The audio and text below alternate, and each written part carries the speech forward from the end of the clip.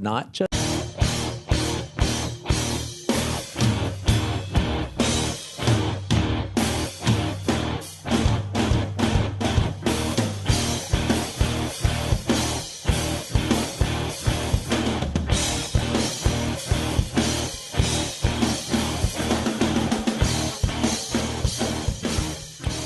Welcome to episode number 61 of Killer POV. I'm your co-host Rob G from FEARnet and Icons of Fright. With me is Rebekah McKendry, Fangoria. Hello, how are you doing this week? Yeah, I'm all right, I guess. Oh, well, you'll be better after the show. And you brought gummies. I brought gummy tummy penguins. Mm-hmm. Yeah.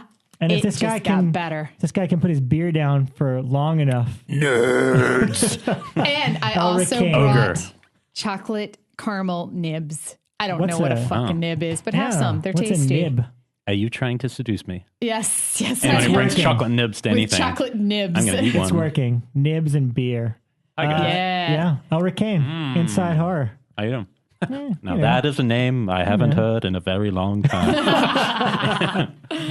Oh boy. So we got one hell of an episode coming up. But first, Phantom of Paradise. Finally. You finally saw it. Elric and I were at the movies quite a bit this week. We both saw Phantom of the Paradise at the New Bev. Feels like that one we have to jump right into. It is an excellent film.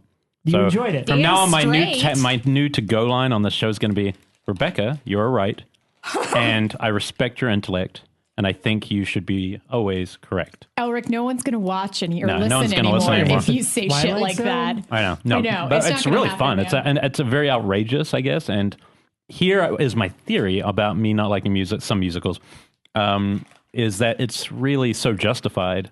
Unlike, I guess, sometimes when the musicals, people are walking down the street, they start singing. Mm-hmm. Everything's about the music industry. I'm choking on chocolate. Everything's about the music industry, and they're only singing when they're actually performing. Right. So it's just, to me, that's not even really what I consider a musical, if you know what I mean. It's a film about music. See, I've had this singing argument before, where is Hedwig and the Angry Inch an actual musical? Because all of the musical numbers are actual performances or spoken to performances. There probably doesn't need to really be a line, but it is. I do think there's a difference to how it affects you, and I really liked it. I thought De Palma's sense of humor is so good, and it's something you just haven't seen in years. Any sense of humor, really, it's pretty serious. I think it's interesting because I haven't seen it in a couple of years, and it was cool to revisit it. Especially there was a whole bunch of us that hadn't. Scott Reynolds hadn't seen it either, and he was with us. I grew up. How do you feel about it in terms of, because you're a De Palma fan? Yeah, I like early De Palma. I'm not necessarily a fan. Like I had trouble getting into his movies growing up because I'd see something like Dressed to Kill as a kid and think, oh, this is just a Psycho ripoff. Right. Now, as an adult, I can look back on it and appreciate it as more of a good Psycho ripoff. The better Psycho remake, if you will. A fun Psycho ripoff. But, Phantom of the Paradise... He's all over the show on that. I mean, that's what's fun about it. The style isn't one note. Like, he kind of has become a little too Hitchcockian in a way, whereas this is a lot more playful. Yeah. He does so many things. He just follows characters running through an office at high speed, split screen. Right. I don't know. I just thought it's a blast. There was no negatives I could come out, walk out of a movie like that and you go, yeah, it's a pretty damn cool movie. Go ahead. I get the cult. I'm wondering, the one thing I noticed this time is I'm wondering what he was going through professionally in his life at that time, because I couldn't help but sense the whole point of the movie is here's this artist who's trying to make a masterpiece that literally gets ripped off and screwed every step of the way and keeps coming back to it because what else is he going to do? Well, it seems so early in his career, right? It was only a couple films in. Yeah. I always thought that the most telling part was Meat being, the character of Meat being so commercialized and Beef's amazing. And Beef is the high point of the whole movie when he shows up. Yeah, Beef is always my high point, but him being so commercialized but yet so fake simultaneously, and the song that they sing as the opening to Beef's show, where it's like, we know how much the audience loves to be scared and we're here to rip you apart because you love it. And I always thought that was like the most telling number of the entire show. Yeah, it is. And it's so Caligari-esque. That one song is so, it's just the whole stage structure and everything's very Caligari. Yeah, and also, and I think I said to you, one of the things about the movie that surprised me is who's the Paul Williams. I always thought he was the guy in the mask. Finney. And the black costume. So I thought he was the Phantom. Like, having never seen the film, whenever I'd see a poster, I'm just like, I assumed that was Paul Williams. Oh, Paul, yeah. So I never realized that it's actually Paul Williams as this almost Citizen Kane type character. Yeah, Satan, or many different levels. And that the other guy was William Finney was great. It always shocked me because Paul Williams did so many appearances on the Muppets. Well, he wrote most of the Muppet songs. And so I knew him from my childhood as this iconic, weird, guy in giant rose-tinted glasses that would appear on the Muppets all the time. And then when I finally saw this and he's like naked in a bathtub, I was like, what happened, man? No, that's crazy. But it's cool, and it's a crowd pleaser, and it's a weird movie. But all of a sudden, as we discussed, introducing Jessica Harper. Yes. And we, Elric and I were like, what a perfect filmography. Yeah, from the main thing she's in, Stardust Memories for Woody Allen, which is a surreal, one of my favorites of his. Suspiria and Shock Treatment. Which she also sings in. She actually has a really nice singing voice in those. But they are, it's a really nice, I'm sure she was in a lot of TV and just all little things here and there, but those are the ones that will be remembered. Yeah, her filmography they're all very is fascinating. Odd. They're strange performance. I think it's the wide eye. She has the doe eye expression, Yeah. She now runs a knitting shop just outside of LA. And she's the Krabby Cook. She has her own cooking. I met her one time. She has a cooking YouTube channel where she teaches how to cook all sorts of things called the Krabby Cook. And she's super nice. If you meet her, just like totally nice lady. Yeah. We need her on the show. She's not that far. Yeah, I don't know if she figure it out. If she wants to talk about horror, I don't know. She might want to talk about cooking. We can do that. Yeah. Yeah, it'd be fun. And then the other thing that I saw this week, I also saw with Elric at Jump Cut. The Secret 16 this week was one of my personal favorite Wes Craven movies. That's insane. Oh my God, how can you say that? Deadly Friend. Wow. Oh, listen, Death by Basketball. Hey, which by the way, that scene killed and brought the house down. My theory about the film, and Craig Perry was sitting next to me, who's the producer of the Final Destination franchise and a very nice person, very nice listener. But he kept turning to me and go, there's no coverage. There's no coverage in this movie. It's all just wide shots. There is no, and he was right. And so as we were watching, we're just theorizing. And at a certain point, you're just like, okay, so I guess the first 40 minutes, it's just like, we'll shoot this as cheap as we possibly can so we can do this batshit crazy effect shot later on. Yeah. Like, however that movie was put together, I have no idea. But what I would say about it is, and it connects to something I'll get into in a second, but the dream scenes, and there's certain moments that are actual kind of classic Craven, not many.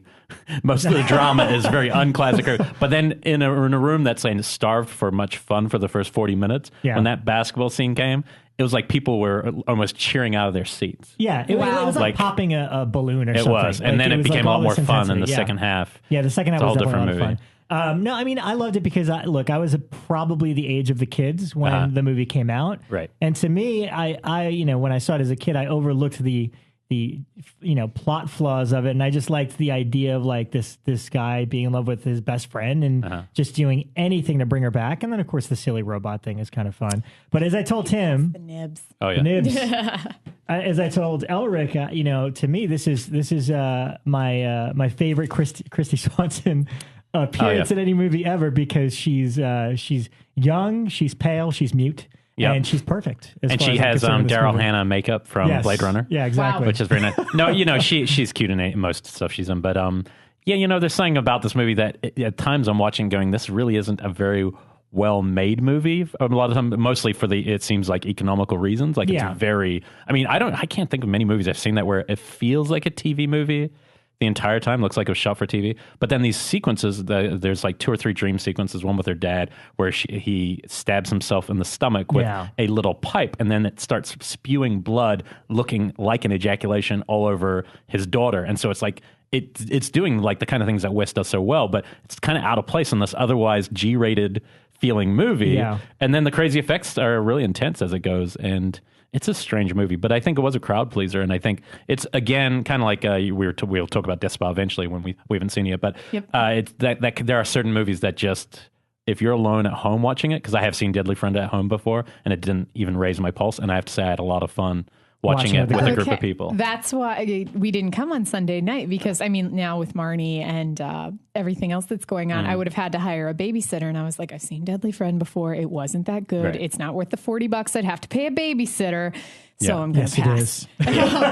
See, by myself watching it in my living room, it definitely was not. I have one of the original VHS copies, like hard, big box version of it, and it is fun. I mean, it's got the weird. It's funny. True story. Mike had a very weird moment where Mike was testing. So this was projected on 16mm film, and he's testing it before. And I walk into the room, and it's on one of the shots of her POV, and she has like basically, and so for a split second I thought we were showing a film. I thought he was screening video and it was like a bad rendered compression, and just for the split second I was like, oh shit, this isn't film, and then I realized it was her POV. Yeah, very funny. But I'll follow that up quickly because it relates directly to it. Sure. So we will be talking about double feature soon. We'll hold that talk, but the only reason I say it is I doubled up because I had heard from a friend of mine who knows Wes Craven. He told me that Wes hates both his Deadly films. I'd never seen Deadly Blessing in my life. I'd never seen it. And so I decided to watch it, and I assumed it would be kind of like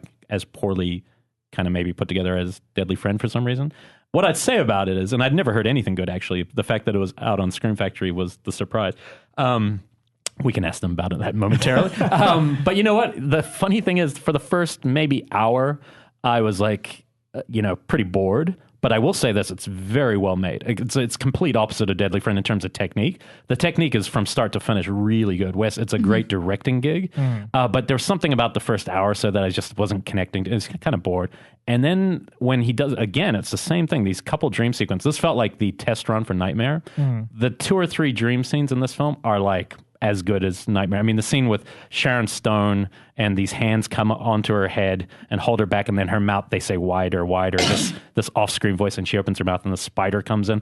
It's truly frightening. The problem is, has no connection to anything. Yeah. So he has these amazing dream scenes that aren't connected directly to the narrative. Yeah. And that's why that's where the genius of what he was able to learn how to do connects when he gets to Nightmare. Yeah. Because then he found a way to put these nightmares or ideas he had that are great, but they just don't then, when your best scene in your movie is a nightmare that's not connected to the rest of the story, that's not a good sign for a movie, And so there's a couple of those that are just like, to me, amazing. There's also a Sharon scene. It's also a Sharon Stone. It's also a problem that Sharon Stone, who's a side character, has all the best kind of sequences. Yeah. But she has a scene in a barn that is just like, a great filmmaking sequence of tension. But then it's the most what the fuck ending I've ever seen.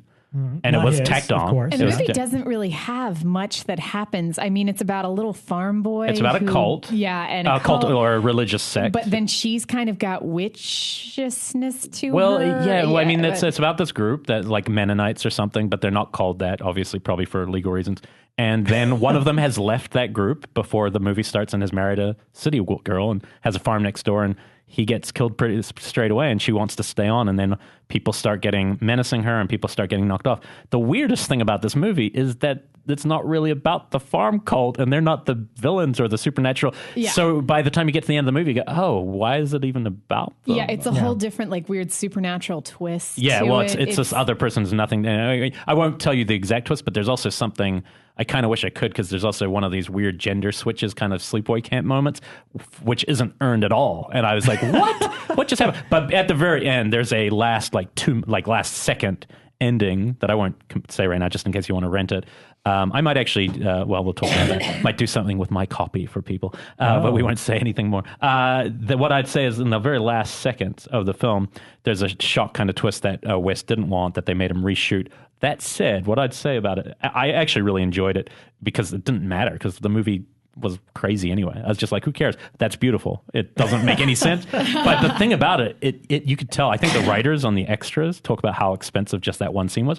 And my guess is that's like his calling card for Nightmare. It's like that one effect shot with this kind of supernatural creature, and it's all beautifully shot, and it's reverse motion where things are going back into place. It's like, that could have been what he would have gone, hey, I should direct this movie, Nightmare. You know what I mean? It's not like, so it's almost like a great calling card. But, I think Deadly Blessing is worth someone looking up if they're a big Craven fan. Yeah. Michael Berryman's in it. Berryman has a small role. But, it also kind of deserves the reputation it has in the other side, it also probably looks better than it deserves because of Scream Factory. No, it looks But great. it was cool. It was cool. It's fun when you haven't seen, and probably most of you listening are like us, we fall in love with a director, so we watch all their work at once. And most people, I do that. But it's so cool when you have missed one or two over the years, even not their best work. When you come back to it, you're like, oh, cool. Deadly Blessing, I couldn't find until Scream Factory put it out. Mm-hmm. And I haven't seen, there's one that the writers wrote with Wes before for a TV movie, Summer Horror, My Summer Last Summer Horror or something. It's those... Chiller? No, it's not Chiller. It's another one, a TV movie Wes did with those same two writers. That's how he got Deadly Blessing. They talk about it on the thing. Looking it up now. And it's referenced in the movie because they go to the movies and it's playing. And I had never seen that film. I'd love to track it down now. Right. She'll find out in a sec. Yeah. I like Chiller. Okay. I haven't seen it in years. But Did you see anything else? Excuse me. I did see one more thing, but yes, I saw Nosferatu. Speaking of... Werner Herzog. Yeah, Werner Herzog's Nosferatu, which I had seen before on VHS, and I'm a huge Herzog fan.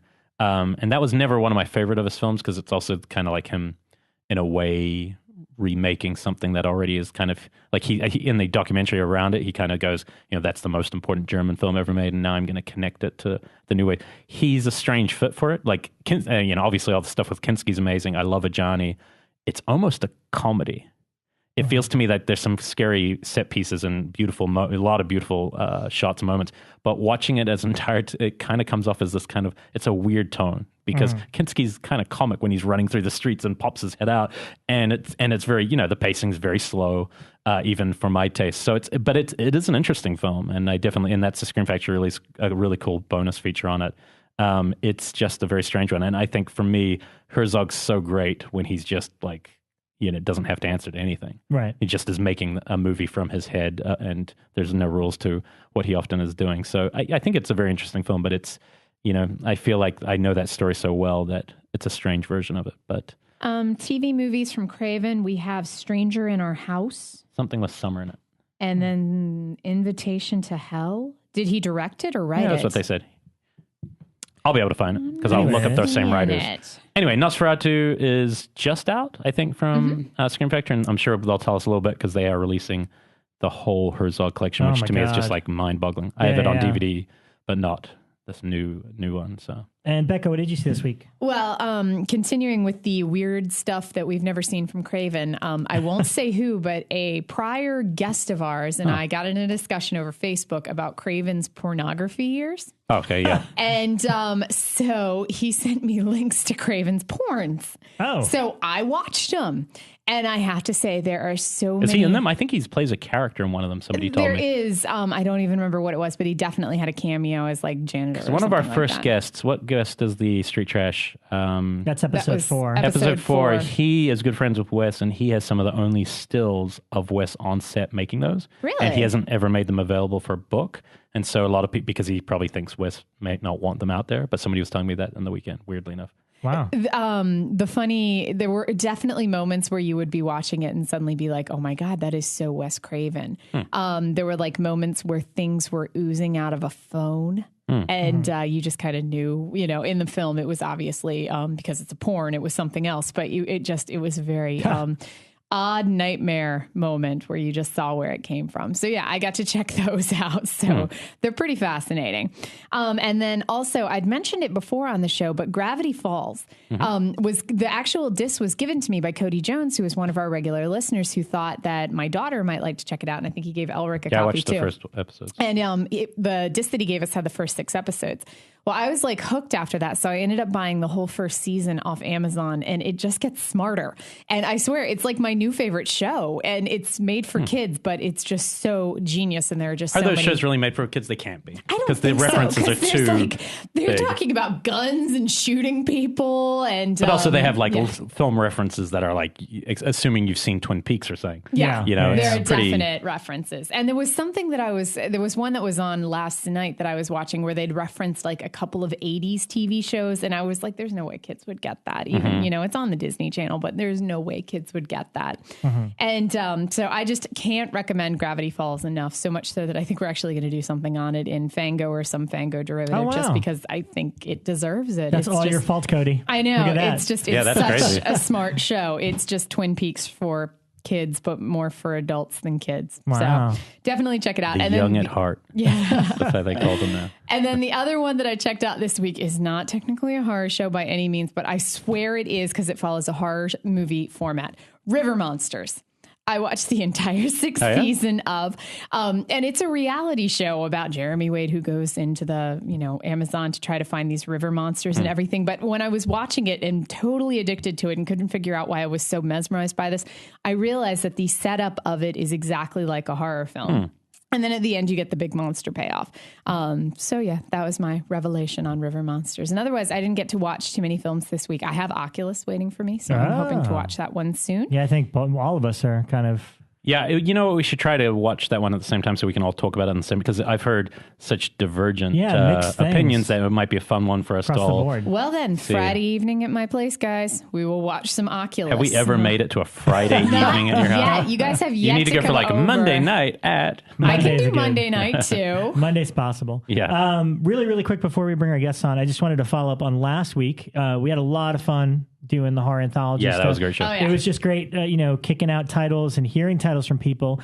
Elric is totally right. I watched Amazing Stories Mummy Daddy. Oh, yeah, good. I'm so glad you saw it. Could possibly be my favorite 24 minutes of a television show. One of the best. Ever. Is it not great? And did you like the Steven Spielberg impersonation by Bronson Pinchot? So. And, I tried watching a few various other ones. The only other one I could recommend, it's not as fun, but it is scary, is the one we mentioned, Mirror. No. Yeah, that's right. I did. I also watched Bobby from Dead of Night, 1977. Yeah, that skit, which was great and really scary. Yeah. I got a few people responding about that, and also some people have been giving I got a couple discs of things that once I catch up with it that I hadn't seen. Oh, cool. From some of our listeners, and I think a few people had caught up to some of the stuff we were watching. And the way I ended up seeing The Dead of Night 1977 is kind of weird, because I'd gone into Eddie Brandt's and I was actually looking for a copy of the 1990s film Lighthouse, which goes under the title Dead of Night. And they had set it aside for me. And so when I walked in, they just handed me a VHS that said Dead of Night on it. And I took it home and started watching it. And I was like, this is definitely not Lighthouse. But that's what it was they'd given me that 1977. If not for that accident, I never would have seen it. And again, the first two, I was like, why am I even watching this? But then it came to the third, and I was like, Bobby's solid. Yeah, this is amazing. Really, really good, really scary. And lastly, I'd never seen, I guess I'd never seen Trilogy of Terror, because I got it while we were recording the last show, showed up over the weekend, checked it out. I didn't remember any of it. So I agree with you, Elric, in terms of it being a very interesting experiment, the idea of taking an actress, Karen Black in this case, and having her play a different character in every skit. Every segment is just okay. There's nothing really significant. However, the final one with the Zumi doll is one of the best shorts it's pretty amazing. Of any horror anthology. There's something about the first one I like, though, the one with her student. And there's just moments about it that are really weird. It's definitely weird. It might be her best performance. Maybe that's what it is. She's actually an interesting character. Yeah. She's really good in that. But the Zumi doll one. And, it's funny because now seeing it, I remember conversations I've had with Tom Holland about the first Child's Play. He couldn't wrap his head around how to get that script to work. And he'd always reference that because, it's the first time you see the POV of the doll in anything was in Trilogy of Terror. And it's like, if we could see the POV of the doll, we could fake this and make it work. So I always thought that was interesting. Yeah.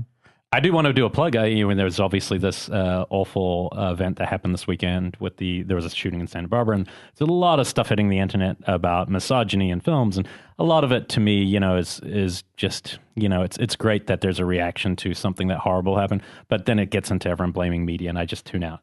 But I will say, one of our listeners, BJ Colangelo, when I read an article that's where somebody's like taps into like deeply personal stuff or stuff that's real, but then finds a way to link it to the genre in an interesting way. She basically was writing about misogyny in the slasher film, but not calling them that so much about the survival of different characters. And I just read it. I don't even read these things half the time, but I was flipping through things last night and I came across it's really a good read. Yeah. And I think it was really interesting given just what read. had just happened. And I think if you guys are interested in that kind of stuff, give it a read. Because I don't, always read that kind of... Because I just don't care about news anymore. Yeah. Like with horror news, Fangoria doesn't really do news either. It's mostly in-depth stuff. We do content now. It's like, I respect that the sites have to do that because there's always breaking news. But, I'm more of a content guy. Yeah, when somebody analyzes something, it's really cool when it's personal and... That's what we started doing because we got sick of competing with everybody. Who can get the new poster for this crap movie Image is putting out? Who can get it up first and get an exclusive still? Yeah. And it was just a race, like a feudal race to get like 5 extra hits than the other guys. And we were just like, fuck it, let's just do interviews, man. Like, who cares who got cast in a movie that you're not going to see for a year and a half anyway? So, and that's it. People like Ryan who do it, I respect the way he goes after stuff because he's really good at it. He's really good at it. He's not just phoning it in and getting it, just reporting news that other people have done it. I will say the difference about Ryan, to give him props, is that he also reports about it in a, he's got his own personal experience and unique perspective on, he doesn't just say, here's what's happened. Like he kind of, offers why this is good for that studio or this and that. So yeah, it's something. It's a lot of the other sites that are kind of like that will just pop something after they've done and make it look like they're, and you're just like, who cares if Yeah, totally. But anyway, that's a diatribe. Let's get into the show. Stuff. Yeah, let's go grab our guests, and we'll be back momentarily. Okay, and we're back, and joining us again, two of our favorite guests that we've had on the show before. They're practically co-hosts at this point, guys. You guys are part of the Killer POV family, and people love when you come on. Cliff MacMillan and Jeff Nelson. Hello. Hey guys. Yay. Glad to be back. Holy smokes. How much has happened since the last time you guys were here? I'm just going to dive right into it. We got some big announcements and stuff. You guys are going to announce something later on in the show, which we're really excited about. But big news. Halloween box set. Come on. That's huge.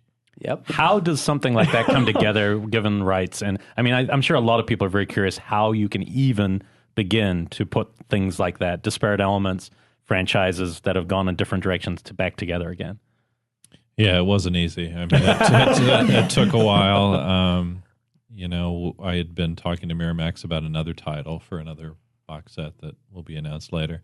And I just said to them, is it possible to get the 3 Halloween films? And they said, sure.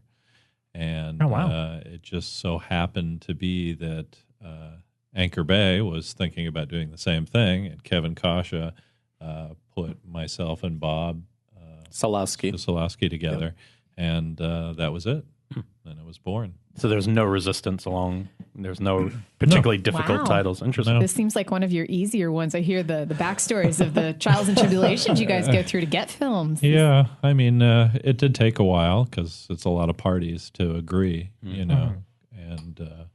but it came together, and it's pretty amazing. And it seems priced really well. Like, I think I looked at Amazon a couple of days ago. It was like really affordable for that whole world. For 15 discs. Yeah, it really seemed, I don't know what the price point was, but it was like $130, $150 or something like that. And whoa. It's kind of surprising for they were selling it. They were selling it for $118, which is a great price. It really is, yeah. Yeah. Our president was really on board with it too. Yep. And Malik Akkad, who is the overseer of all the Halloweens, he was on board too. Yeah, it's just amazing. I got to tell you, when Cliff brought this up, earlier in the year, I'm like, I'll believe it when I see it. Yeah. And then things kept going on. I'm like, yep. And then the press release came to me. I'm like, this is happening. I can't believe it. Wow. I'll tell you what I love about that press release. The last time you were on, Jeff was being picky because the Anchor Bay version of part 1 came out, and he's like, you know what, damn it doesn't have that mono track. And sure enough, the way that it's specified in the press release, I was like, all right, rectified. That was definitely Jeff's doing. Well, you know what, Cliff and I definitely, extras and stuff for all of them are going to be announced in full in a couple of months and everything, but there were some things that Cliff and I definitely, as Halloween fans, brought up to Anchor Bay, and we definitely brought up that mono track because we knew it was a point of contention for a lot of fans, not just us, but like we saw it when the 35th anniversary came out, and we were respectful, and Anchor Bay listened to us, and that's also why they, so to speak, got in bed with us, because they know what we're doing, or they see how the fans are responding to us. So that was one little nugget. And I'm sure, it's obviously still in the works, but, obviously 2 and 3 were very well, you guys put tons of features together for them. They, came out great. Yep. Cliff, thank you. It's safe to say that there will be new material specifically for this box set. Oh, yeah. Yes. Oh, yeah. Yep. All right. There you go. What are your favorites besides part 1? Like, just personally as fans, what were the films that you kept going back to? I would say for me, Halloween 3. I just think it's just crazy love and everybody. It's like really grown. Too. Yeah. Okay. I like 2 as well. Yeah. I'm kind of fond of Resurrection, and everyone just goes, "Oh my god!" But Bekah! really, oh my god! I don't hate it. I wish you could get the H2O special feature of being the we had a screening at Jump Cut once for Brian Collins' birthday of a 16mm print that God knows how it exists, but he had seen in high school when you can see the edges of basically the frame, and so you see a hand come into frame and close the door quickly, So or you see was it the just boom. not pan and Basically, scanned, I or- guess. I mean, it's towards the end of the 60 millimeter full print. frame. And it it just was crazy. And so this was something he thought he maybe had something wrong with his That memory. was the first time Brian saw the movie, was back in college in yeah. 16, and he thought He thought that was that's what all the part of film- it. He's like, why is there a dude holding a boom? But it makes for an incredible thing to watch, Yeah. because That's just seeing the funny. hands come into frame for special effects is pretty amazing. But, Yeah. but Wow. it totally takes you out. Like there's a kiss scene between the two major characters, and the boom just comes like right between their faces, and you're like, oh my god. So, but it's H2O was when when it came out, I remember it being light fun. It's so breezy, it's such a quick moving movie that it was fun. I remember H2O was like a destination film for me because Yeah. it wasn't playing anywhere in my small town that I grew up in. And so a whole bunch of us like borrowed my parents' truck and went to DC.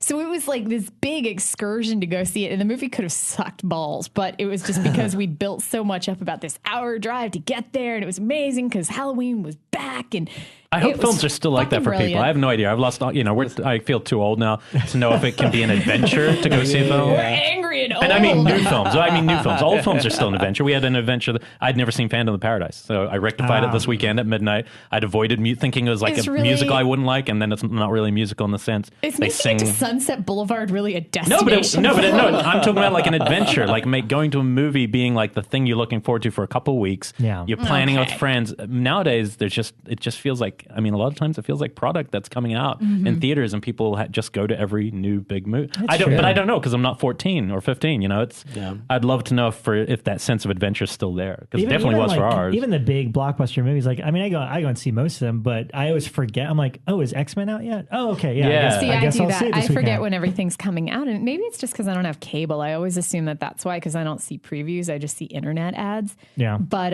yeah, I never know when anything's out, and then I'll be like, oh wait, Devil's Due came out. What? It's already on VOD. Yeah, I am so behind. And maybe that that's shit. part of it. Maybe the event is being lessened by the emergence of VOD and this accessibility on all the platforms. And maybe it just really kind of makes it hard to, get that excited. If Hulu's running ads, I see it, but I think it really started. I mean, I was in the film theater business in the 70s and the 80s. And, when a movie opened, there weren't that many theaters. There weren't all these 20 screen, you know. So when you'd play on Golden Pond or Chariots of Fire, which I unfortunately did, they played for months because there's only really one place to go in town to see it. So people go and they stand in line and they wait. That doesn't happen anymore. Everybody can be, satisfied on a blockbuster in the first weekend. Yeah, it's probably why you couldn't have the advent of the midnight movie again, because you did have like Eraserhead, El Topo just playing at New Art for a year. Yeah, because now of you Sound can and Place. just get it on video, Right. So it's that the movie theater change is really what started the change and movie going, I think. I remember playing Empire Strikes Back, and the movie would sell out, and the people would just stand in line for the next show. So they'd be there for like 2.5 hours, waiting for the next movie. I mean, that doesn't happen anymore. The only time you get that now is festivals, And I remember going to South by and waiting for the first time in like a decade, waiting for an hour for each movie or longer. But it was kind of exciting. Yeah, And by the that's time, funny. especially because also I didn't know what I was going to see, or like exactly what I was going to see. Now, obviously, we talk about trailers a lot here and how they they basically give you all the key moments of a movie. Totally different experience, Yeah. Like I hadn't seen the X-Men anything about the new one, so at least it felt somewhat refreshing. Right. Had I seen a trailer, I wouldn't have gone. Because I would have, it's... what does it take to get you guys to the theater now? Because I don't know, maybe I'm just old and crusty about it. But I mean, like if I see a film playing and I don't go to the press release for free, the press screening, it takes a lot to get me to shell out like $15 to go buy a ticket. A trailer like Congo helps. If you can cut a trailer like Congo, I'll go see any movie that cuts a trailer of just like blurry woods, panning on. But like Godzilla, I would pay to go see, but I'd binge and do like the 3D IMAX because it's more like a spectacle film and I don't want to watch it on my television. But something like Oculus. Now it's $50. $50. Yeah, right. Well, once you look, if you get a babysitter and everything, We're supposed to go see it this weekend. So, I'll let you know my grand total afterwards because I'm a popcorn nut too. So I'm going to have popcorn and then I'm going to get thirsty. It's a whole thing now. It's $100. Yeah. Right. But I mean, like I look at something like Oculus or Devil's Due, and then I'm kind of like, really? It's funny, If I don't see the press screening, $15 is a lot. We'll get to you guys about this too, but with horror stuff, I need pretty much like unanimous across the board good praise. And a perfect example is like, I didn't see Conjuring, Insidious, or Sinister in the first week. Really? It was after 2 or 3 weeks when everyone was saying how great they were. Devil's Due, by the second day, I was like, nope, skipping that.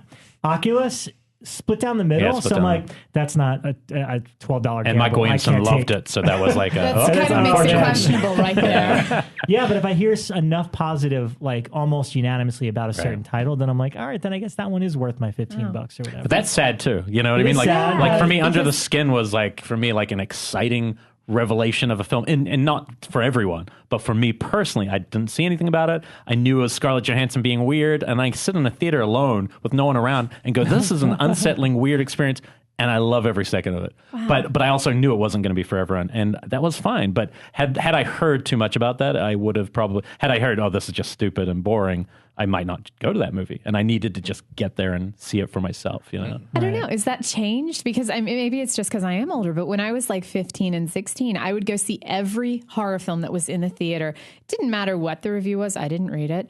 I was just there on opening weekend. Half the time I'd be by myself and make my dad drop me off at the mall and pick me up, but I was there. It could be that movies are becoming too similar. I mean, the risks are far less. In the 80s, things were very different. I mean, one movie to the next movie, we were dealing with a lot of different kind of imaginative, strange work in the 80s. And then in all genres, not just horror. And then now it feels like, if it's an action film, it's pretty much going to be a superhero film because they don't want to take a risk on a non-proven material. So I do feel like there's just a sameness to everything right now, which maybe how often do you guys go to the movies now? What's the deciding factor for you guys? It's usually when my wife and kids are out of town. That's really the only time I can go or see what I want. Otherwise, I'm seeing, Rio 2 or something like that. Ooh. You've seen Frozen, I assume. Unfortunately, yes. How many times? Do you agree One. that it has a that's horror movie structure? Because Elric and I have had think it's this a Universal monster conversation movie before. underneath it. I just hated every second of it. I just thought it was terrible. Well, I never said I liked it. Yeah, I like animated films, but it was just painful. Before you guys came in, I was talking about how Gravity Falls is like my new favorite thing in the entire world because it's a cartoon on Disney Channel, but it's pretty much Twin Peaks. Yeah. And it's freaking genius. So I highly recommend getting your kids hooked on it. It's brilliant. I have a 3-year-old who has no idea what's going on, and yet he keeps wanting to watch it. I'm like, good idea. Yeah. He doesn't know what's going on. He just wants to see it. It's just fun. So, Jeff? What about you? I rarely see movies in the theaters these days because I'm one of those people that have problems with the audience members. If they're on the phone or talking throughout the whole movie or coming in 20 minutes after the movie started or whatever, I am that person that gives the death glare or says, shh, or like is like, come on, please behave, because I just don't understand how, people just cannot just escape for your 2 hours and not talk and, whatever. Doesn't mean you have to be completely silent, but there's just, those people, the running commentary and everything. A level of respect. So for me to see a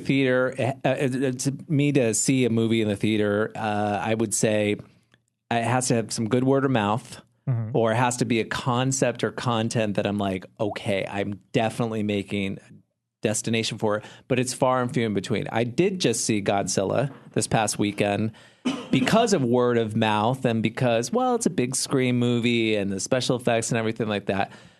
I would say that my audience behaved, which is great. Is it worth my $50? I would say, wait, hold on. Keep in mind, she's really rich. So whatever. It's just like Fangoria's rolling in it over here. My salary is... She makes it rain. This is what I will say about Godzilla diplomatically, is that it is a special effects bonanza. So, yes, if you want to see that movie and enjoy the special effects, you have to go see it on the big screen to do that. For me personally... a lot of the special effects and sort of set pieces of them, I feel like I've seen in several other movies before, like including the 90s remake of Godzilla or War of the Worlds or Armageddon or 2012 or Day After Tomorrow. Or there was sort of a sense of like, oh, wow, I feel like this is a hodgepodge. It was okay. It was technically okay, and I was telling Cliff earlier that it was competent. It was fine. Did they put that on the poster? Maybe you should go see Jeff Nelson said technically okay. Shouldn't use me for a quote. It wasn't like a goofy Roland Emmerich film where there's a lot of comedy and everything like that. It was definitely, but Yeah. Okay. I mean, I'm going to see it. I haven't seen it yet, and I'm going to see it because, most of the God, don't kill me, anybody out there, but, the Godzilla films that I've seen are mostly silly, and I just kind of want a silly monster movie. And also because this is I've never seen a more recent blockbuster movie so split down the middle. Like, I almost couldn't even look at Facebook for a day because it was just everyone being snarky and coming up with funny comments to make fun of it, and then other people that were like in love with it. And why like, did we just put Jed Jaguar in it? Oh, Cloverfield 2. All right, I get it. You guys are really funny. All right, but you mean it's a Godzilla movie. So for me coming up with Godzilla, no, you're funny. I like the brevity of what you did. That's something. You did a week after though, so that's different. Points for briskness. What about VOD? Because obviously that's the biggest shift in our last 5 years of how we watch stuff, and I find. For one, it changes the big screen, it changes the audience side. But on the other hand, it gives you something for $7 or $8 that if you have a family, for instance, is going to cost you $60. Yeah. And some movies really aren't hurt by that, seeing it like that. If it's a thriller or something, obviously something like Godzilla would be a different experience. But do you guys find yourself watching a lot more films on the VOD platform or no? I've never watched a VOD. Oh, wow. Oh, wow. Yeah. What about like Amazon rentals? Not even? No. Wow. But, like I was going to say, instead of spending your $20 to go see, you could buy the Blu-ray on opening, week. It'll be $20. So, yeah. And you get all the extras and you can watch it Right. at home and you don't have the people talking behind you unless my wife's in the room. Right. So, I mean, for the same amount of money, you might as well just wait, But yeah. And it's But then humans so always fast. want something, you if you want to see something, you want it now. And that's, I guess, what VOD is relying on, right? Is the need. Something hits a festival and then you can get it 2 weeks later. But that's like, films that aren't getting big theatrical releases. Like, I'm new to the VOD game, but like, I really wanted to see Almost Human, and I put it off for long enough. I couldn't find a theater near. And you know what? There's nothing better, especially since obviously all of us in this room have a great home setup at this point because we don't want to deal with the crowds. Mm-hmm. It was really cool just pulling up Amazon and for like $6, there it is in high def. I rent easily 2 to 3 movies a week through Amazon. And we either do Amazon or Vudu. We have a couple of different channels that Dave and I go through to get them, but we easily do 3 movies a week. Like, it's the only way I see movies anymore, unless I'm like given the DVD. We watch it through those. But I mean, like, everything, Stage Fright, Almost Human, Maniac, pretty much any horror movie. But for people who aren't Daddy Warbucks, I mean, 3 movies a week, that's like $200. That's $15. That's less than a movie ticket. I guess for the indies, it's a way of making almost Getting a theatrical return. But I don't know I would love to know what the real returns are off VOD deals. I can't imagine they're that great. Maybe for some companies like IFC Midnight, they have a good deal structure, but it must be very tough for some of these smaller ones. Oh, and by the way, people, get tax savvy here. You work in the industry. All of these are tax write-offs. So every single time you rent a movie on VOD, print out the receipt. It's a tax write-off. Yeah. Now Cliff's hitting his head. I do it already. Yeah. All right. Well, let's get back on track. We're going to pull some questions from Facebook. Oh, and we have double features too. And double features. Which I'm excited about. I have a bunch. I just wanted a couple of quick updates since the last time you guys were here, because you've announced a lot of interesting titles, and I haven't heard from either of you personally about them. So first of all, update on Clive Barker stuff, because on top of the Cabal cut, Nightbreed, you guys announced Lord of Illusions, which is kind of cool. Oh, that's really cool. I didn't know that at all. Oh, there you go. Yeah. Well, that's exciting. I actually think that's a very underrated film. So now you've got a couple of Clive Barker movies in the works. We do. Yep. And how involved is he in he's definitely involved, other than spilling the beans about Lords of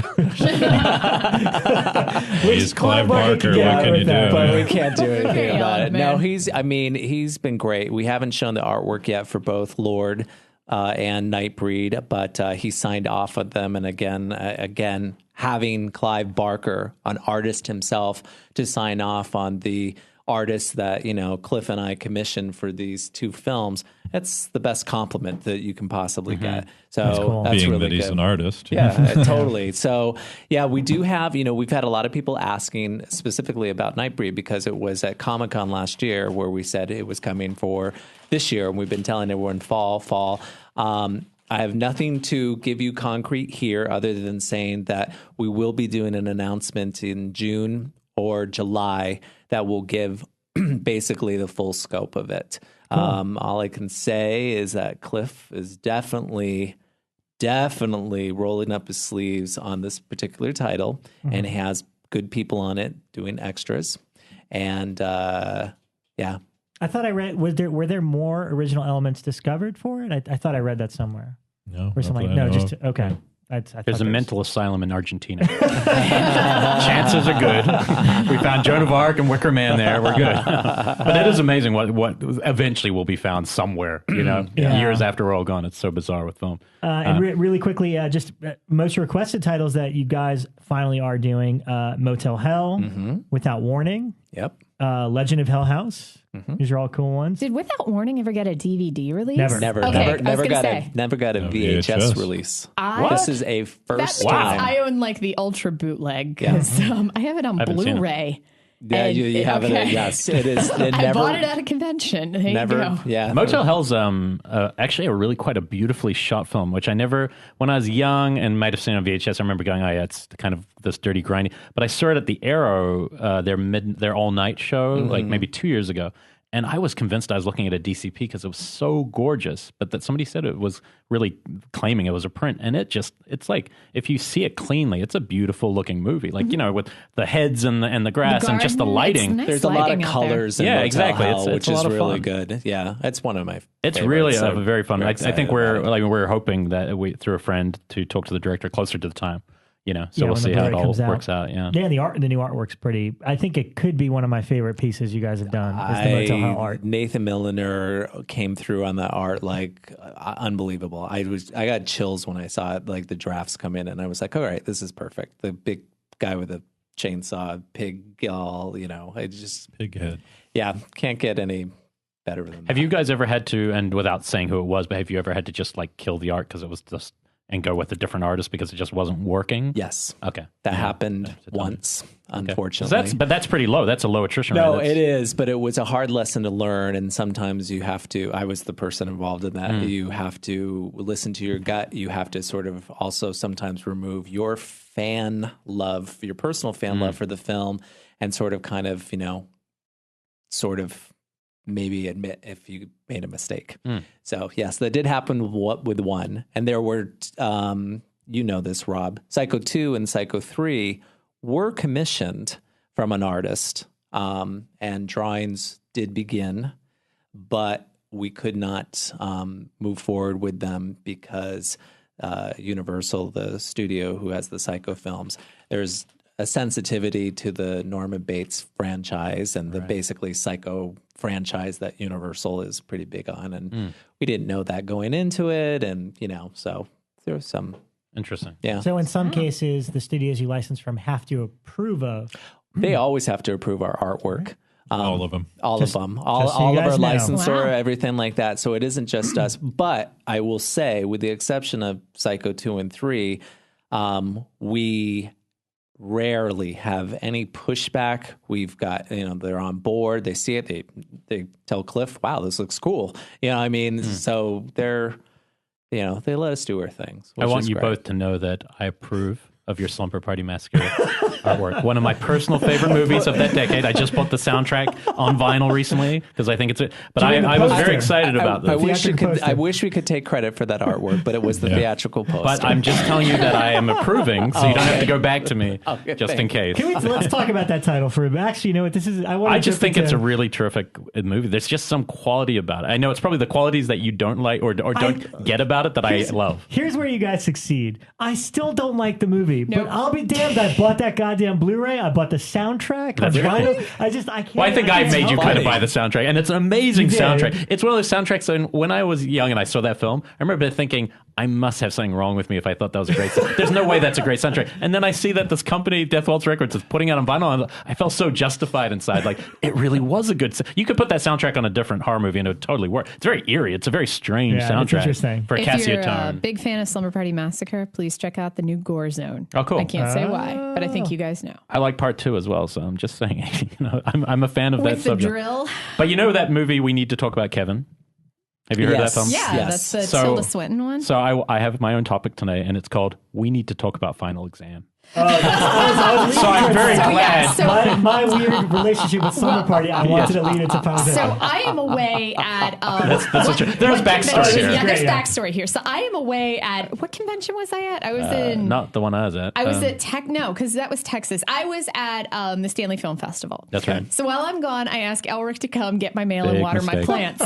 And so when I come home, I'm staring at like a pile of shredded DVD containers, and all the DVDs are gone. I also sent you a text of me covered in your packages on your bed, and I said, if anything with Scream Factory comes, I'm opening it. I did warn her. I said, if it says Scream Factory, they don't send me anything, and I don't blame them. I'm going to be opening it. And then as soon as he watched it, I'm like, can I get Rebecca's mail? Because I'd like to watch Final Exam as well. So they're passing my mail around while I'm starting with Final Exam. And so then I get back, and they're like, so we both watched your Final Exam. And I was like, really? Did Scream Factory put that out? Because it's kind of a boring film. And they're like, yeah, Scream Factory put it out. So. Well, no, here's the question. So what I want to know... because I have said multiple times on the show, the reason I like what you guys do so much is exactly this. It's the fact that you guys are putting out a box set on Werner Herzog, who is literally one of my favorite filmmakers, which is just mind-blowing. You're doing the Halloween, but then there'll be a title that I don't know. Something will pop up, and you feel like you've seen a lot, if not everything, but you never have. Right. And something pops up. And Final Exam was one of those. And there's sequences in that like, I love the basketball court sequence, and they're well shot. But what I didn't know, because I've never even really heard, I assume there's a fan-based cult that wanted this in the first place, but it's something I'm totally unaware of. So my question isn't, is this a good movie or a bad movie? Because that's just whatever, subjective. I just want to know how it like got on your radar, and how do you want this film to exist? How does this Blu-ray exist? How does this happen? Well, I had actually released the movie when I was with a company called BCI, so we put it out first, and then Code Red got the rights, and they did a beautiful new transfer in high def, and we were looking for some titles because we were a little dry early last year. So we did a 2-film deal with Code Red. What was the other one? Bill Olsen, Evil Speak. Oh, cool. Which I haven't seen. I'm looking Evil forward to. Speak. Yeah, so that's how it does happened. But after researching it, it did seem like there is quite the fan base, because I know Kevin Williamson has mentioned that it was kind of the impetus of Scream. It definitely has a fan base. Oh, yeah. It's not huge. Right. I was wondering if the fans demanded it. No, well, I mean... It wasn't Wild Man who demanded it. Just Wild Man. It's funny because I love Final Exam, but I love it because it is so...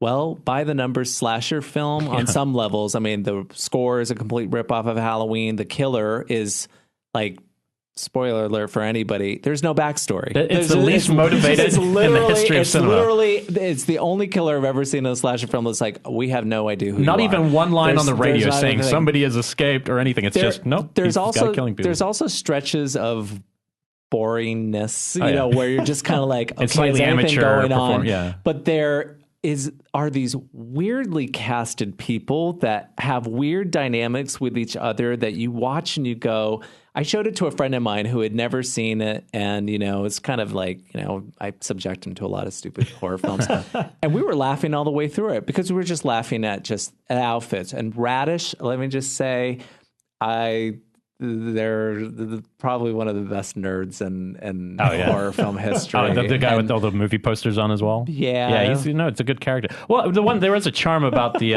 we talk about it a bit, but the regionality of it is charming. Like, it's cool. These are real, I think they're Texas, part of it. It's North Carolina that they... Yeah. But those movies where it feels like they genuinely are, all the actors are from this place. Yeah. I do love that. But it was just one of those baffling movies where you're like, wow, I wonder how this exists. It looked great, though. It did. No, Slumber Party Massacre looks great. Yes, That's it does. And it's a great movie. Even Final Exam looked great. Yeah, we got a good transfer on those. And Slumber Party turned out to be amazing, seeing it on Blu-ray for the first time when we got our check discs, because I'd seen it several times on DVD. I remember like sending Cliff a text and going, wow, this really pops like this. And I even geeked out and I put in an old DVD just to kind of see like myself, like some of the compare. I was like, oh yeah. I haven't watched DVD the extras yet, really but that Blu-ray looked great. Yeah. And I just think I think it's a really neat film. I think it's one that the characters and the girls, the way they talk to each other is so fun. It's not through a male lens, and that really makes a difference. Like, even when there's guys watching through the window of a pillow fight, there's just something that's different about it. Yeah. Because it wasn't just another quickie by a guy, Sean Cunningham or someone, it's, I don't know. And Amy Holden Jones, right? She did the Beethoven dog series. She wrote all those. So Really? Just one of those people. School of Corman. It is. I was so excited to see you guys put out Evil Speak. That is one of my favorites. And I was trying to remember before I watched it about why it was a video nasty, because I knew that it had this horrible reputation. And I guess when I was a kid, I didn't catch the pig rape scene or boar rape scene or whatever it is in the shower, because it's kind of subtle and it looks just kind of like it's, kind of attacking her, so you don't really get it. But I love that one. Yeah, it's pretty wacky. I mean, when we got it, Cliff was definitely like, oh, we should try and do some new extras. There was already a good, healthy amount of extras on the Code Red DVD. They had Clint Howard talking and stuff, but Cliff got his team to, get like at least 4 or 5 people. Yeah. I think one of our questions was, are you guys going to try to work with Code Red again? I don't know who asked that, but I think I saw it maybe on Twitter. Yeah, we've been asked it. I mean, did they do Nail Gun Massacre?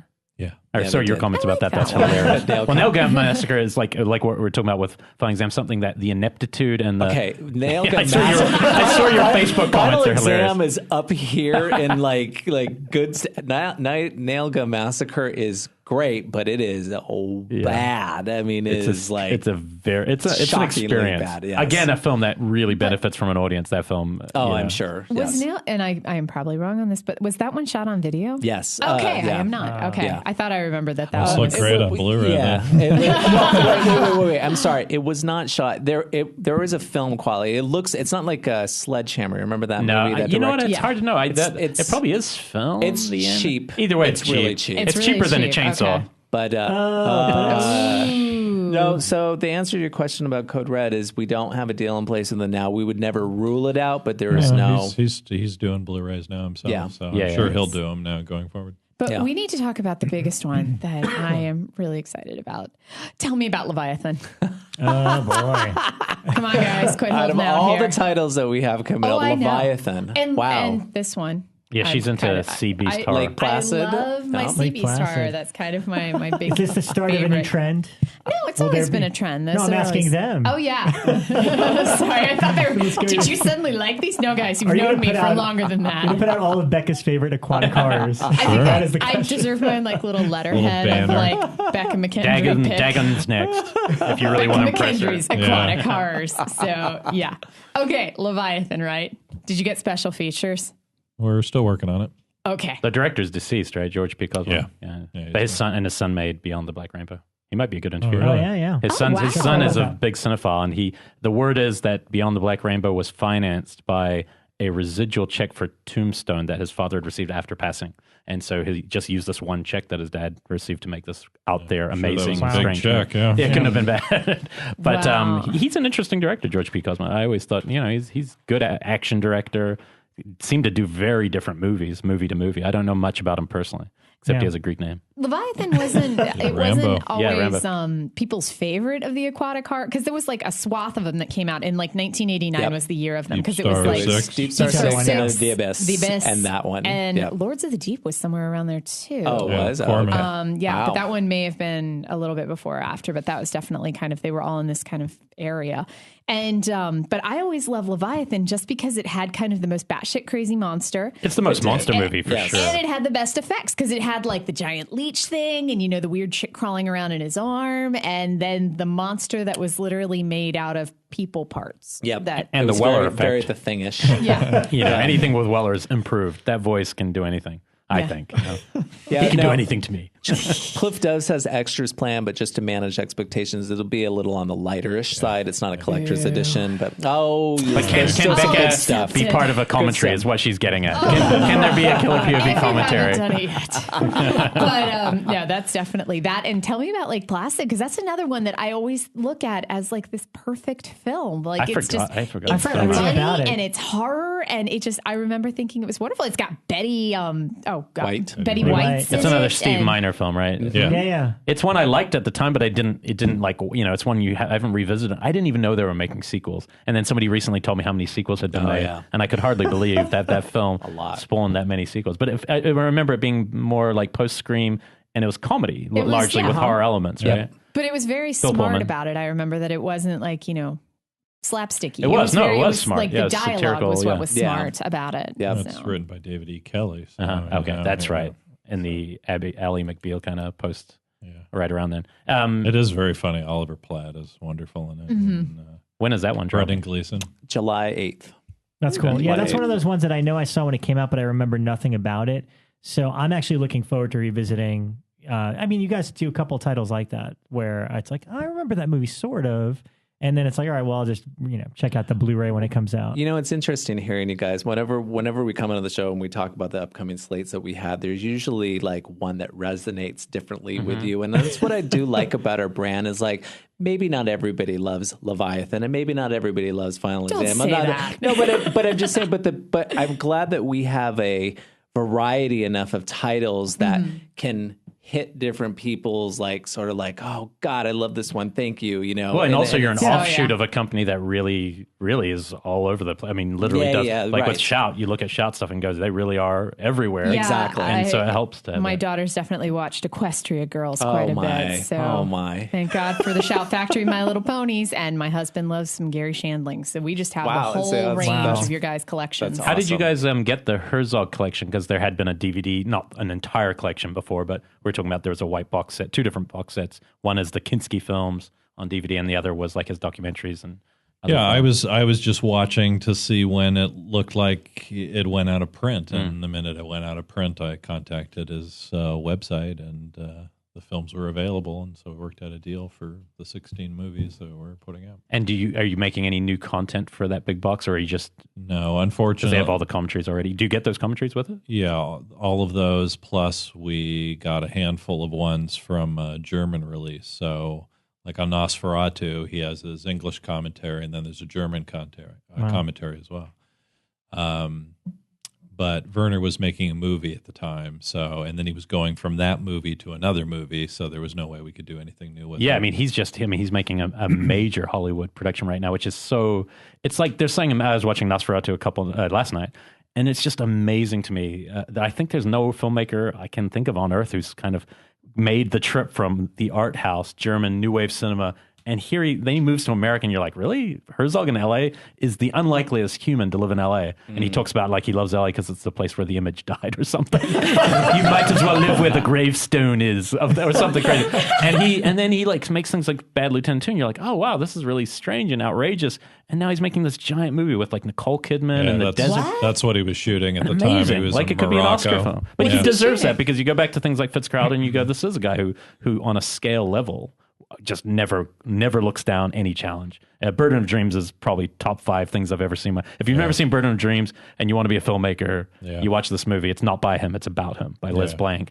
And it's just unbelievable, the journey. And there aren't many characters. I'm sure some of it's performance, but it's a performance about Herzog that I think comes from a genuine place, if when the camera's on him. I'll tell you this, for people who know, they've heard impersonations of Herzog. I saw him at what's the film he made about the Cave of Forgotten Dreams.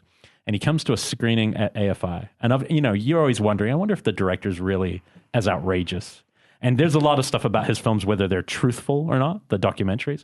And so he will alter things just to make it more fascinating or deep. He would always talk about a deeper truth in documentary. And I'll never forget, I'm sitting there while this movie plays, and then some guy at the back of the audience puts his hand up and goes, well, I think that one scene that you put in there seemed constructed at the end, and I don't know if I believe it. And there's this long silence. He goes, congratulations, sir. You just got an A+ in your accountancy exam. People like you, oh, congratulations, bravo. And starts clapping for the guy and go, yes, if this was an accounting class, you would be the top student, but it's not. This is cinema. And he just destroyed the guy with almost this crazy lecture about cinema and like just, it's all about finding something bigger than what you're and it was so cool that he was more than the guy I'd seen in documentaries. He was bigger than that. And, maybe movies, maybe when we talk about the death of, the cinema experience, maybe part of that is the lack of showmanship from William Castle to Herzog to whatever, of that personality. Because wouldn't you say the Superman, whatever the hell, Zack Snyder, I can't think of any personality I'm less interested than the Zack Snyder world or the personality. Doesn't mean the films are good or bad, just I don't care. I don't need to know anything about him. Right. You know what I mean? And so, I don't know. That's my offshoot for Herzog. Either way, I'm super impressed that you're putting it out, and I can't wait to promote it. That's all Blu-ray, right? Yeah. Okay, cool. Because I think at one point it was going to be DVD. Yeah. I'm finally QCing the last movie, too. Oh, wow, and cool. It's like, well, I've been doing it for weeks. Wow. Are there any revelations to you personally, like a film that you're just like, wow, that one really stood out? I mean, Lessons in Darkness. Yeah. I think that's visually the most amazing. And then Little Dieter.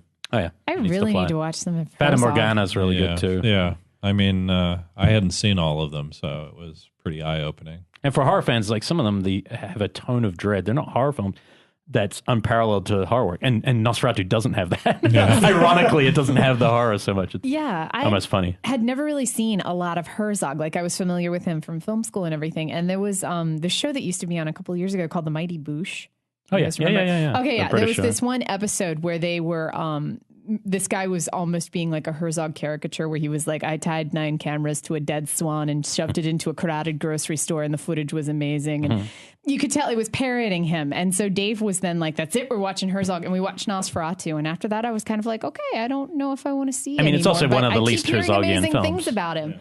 It's not unlike his film, but it's the one where I was just talking before you guys joined us. But it's, he's tied to the material so much. It's his version of a film that he holds up as the greatest German movie. So that's pressure. Eat that Gus Van Sant. I got to watch some more, so I need that Blu-ray. Yeah, but so anyway, that's saying nothing new, or you don't. There could be an interview with them. There's nothing new to the U.S., but there's extra features from foreign releases that haven't been shown here, and it's Blu-ray, so you can't. Yeah, and there's documentary Herzog in Africa, which is about the making of Cobra Verde. Oh, I've never seen that. And then there's one on just his whole career that's really good. Oh, cool. But the commentaries are what really make it, because I just love listening to him talk. Yeah, he's good. I mean, he's just brilliant. How does it come under the Scream label and not Shout Factory? Is there ever a conversation? The Herzog box set is not under the Scream label. Oh, it's Shout. Yes. Yeah. Okay. Only Nosferatu is in the Scream. Yeah. Maybe I thought I'd seen that cover on the. Way to spend a half hour on something.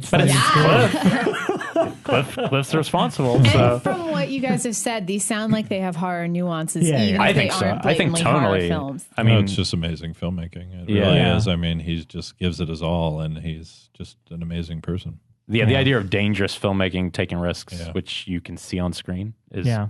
There's films in there I've never seen that I'm looking forward to checking out. Yeah, that's good stuff. 2 really quick titles I want to throw out before we get to questions. I know we've been going on and on and on.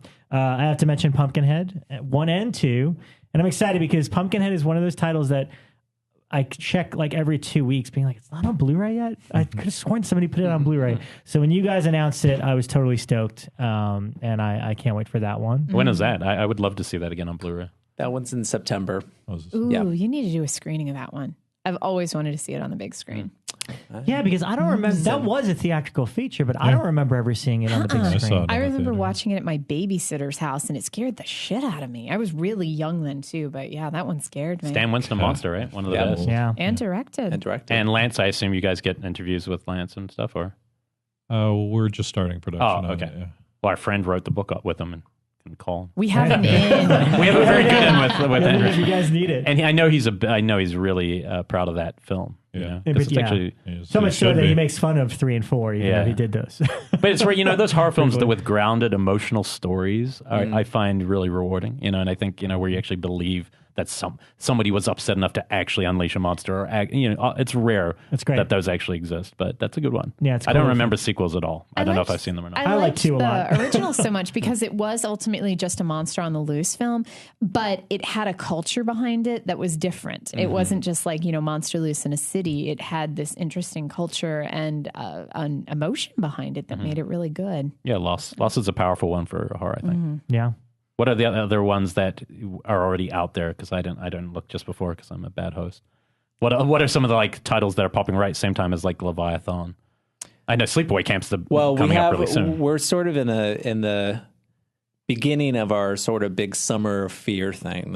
We have all the movies that we released in May all the way through August are in this sort of 4-month summer fear type of thing. Cool. And so Sleepaway Camp just dropped this week. I've never seen such an electric response. Fascinating fan base behind that film. It's really strong. Our social media, all the Cross Shouts pages have just been lighting up with people posting their purchases, their posters. They're just really excited about it. The transfer came out great. Any theories where the cult of that comes from? Honestly, it was such a memorable film from the 80s for that ending the and ending. and it is also I say this all respectfully, a silly movie that like, I mean, you can watch over and over again with friends and whatever, because the dialogue is so outrageous. You're using kids. There's all these weird themes and things that are just like, what? And there's a lot of there's a lot of what the fuck moments. And weird flashbacks. Yeah. So May had Evil Speak Final Exam. We talked about Nosferatu. We had a Asian title that came out this week called House in the Alley. In June we have Ravenous. How was House in the Alley? I've been wanting to watch it. You know what? It was it was okay. You know what I mean?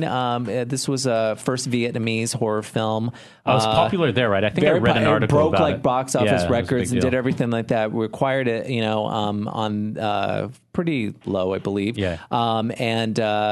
We had to kind of do some key art stuff and do some things and got it into Walmart. But it was okay. Do you guys have like not a fixed agenda, but where you kind of say to yourself, hey, we want to put out at least a couple new films with every so-and-so amount, or is it just as things come? I thought Monkey's Paw was another one. Is that Monkey's right? Paw is in June, which is great that we're cool. going into that sort of schedule stuff. I mean, we try to schedule once a month because our distributor, Cinedigm, they have other new releases as well too. So we don't want to have 2 in 1 month, because our goal for the contemporary titles more or less are to try to get them into Walmart, where you can move units and therefore sell and make profit and stuff so like that. So less of a collector's item like the classics are, and more of, hey, this is a cool new film to buy. Okay. Yeah. I mean, some like The Battery, I'm skipping ahead really quickly, which we announced earlier. The Battery's coming out? Wait, holy what? shit. Yeah, we announced We're that. like, I just... okay.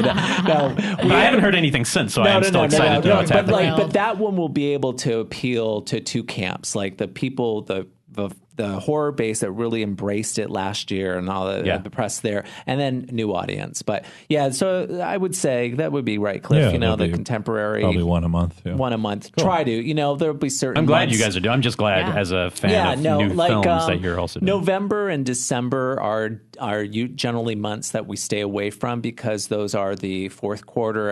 You really need to be a blockbuster to be in those kind of shelves. Walmart and stuff like that. So June has Ravenous, Monkey's Paw. July, we touched on Lake Placid. We have Ginger Snaps, which I bet you'll get a similar, like, to Sleepaway Camp. I think Ginger Snaps will get a lot of. Someone in this room might be on the commentary for it. I don't know who that could be. Yeah. I love Ginger Snaps. Talking about women in horror. It's probably Elric. Probably. I only know about Jane Campion. The Final Terror, which had never been on DVD or Blu-ray before, backwoods sort of slasher film. Cool. Cliff definitely had to do some hard work there, and we went through 5 prints. And people have to remember that, when we're getting the titles from the studios, like MGM or Universal or whatever, at least the masters are there. They're involved. They're, in decent shape or whatever. On the independent films, the more obscure ones, it can be, a crapshoot. The Final Terror and even Deadly Eyes, another one that we have in July, a crazy rap movie, had some bumps in the road, but those are there. And then in August, Phantom of the Paradise. Yes. Which I can now endorse for you. I'm very excited about that film now. Elric had never seen it, like, for years, with me arguing him that he loves De Palma so much, and he kept saying, I don't know. I just don't like horror musicals much. And I kept saying, it was a resistance of mine. It will be your favorite film. You will absolutely love it. And he saw it last week. It is really his most fun film. If it makes you time. feel any better, I hadn't seen Phantom of the Paradise until earlier this year. We acquired it because I was the same camp. I love Brian De Palma, but I love Brian De Palma, Carrie, The Fury, Dressed to Kill. This just didn't seem to jive. But what's great about watching that film is, although it's not one of my favorites, I can see where it has its appeal, and you can see the beginning of De Palma, and you can just see it, and it's very fascinating to watch. Yeah, I mean, he does every technique in there. It's something for everyone in there. But because it was about the music industry and it was such a fun play on Phantom, I don't know. I was really taken. It's really charming. I think that's part of it. And the good thing for us is that although it is in the Scream brand, this is one of those titles that's going to be able to cross over because. I'm not necessarily positioning it all horror. There's people who love the music of it and Paul Williams and just the camp value and, you know. Well, we started screening at midnight and it was pretty packed. Yeah. So it meant that people it has love it. that feeling of like it can really get a generation much younger that just like, God, this is a crazy movie. What were they thinking in the 70s? You know what I mean? It's a good movie. We mentioned Motel Hell Without Warning, which had never been on even VHS before. I still can't believe that you've got that, Cliff. I'm shocked. Was that a film, like sometimes with some of them slightly more obscure stuff, where does it come from you? Something you remembered having been part of when you were working in theaters, or just a film you liked? Yeah, it was just a film where I had both of the posters and just loved it, you know, and there was some rights issues with it, but it all got resolved, and yeah, we were able to get it. Yeah, cool. It's kind of amazing. I mean, again, I just love the fact that it never even had a VHS release. That makes it more like, wow, you know. Have you guys missed out on anything you've chased hard lately since the last, or you like that you were close to getting, but it just can't? Yeah, that's good. I mean, well, there was only one that we lost, which was really painful, but.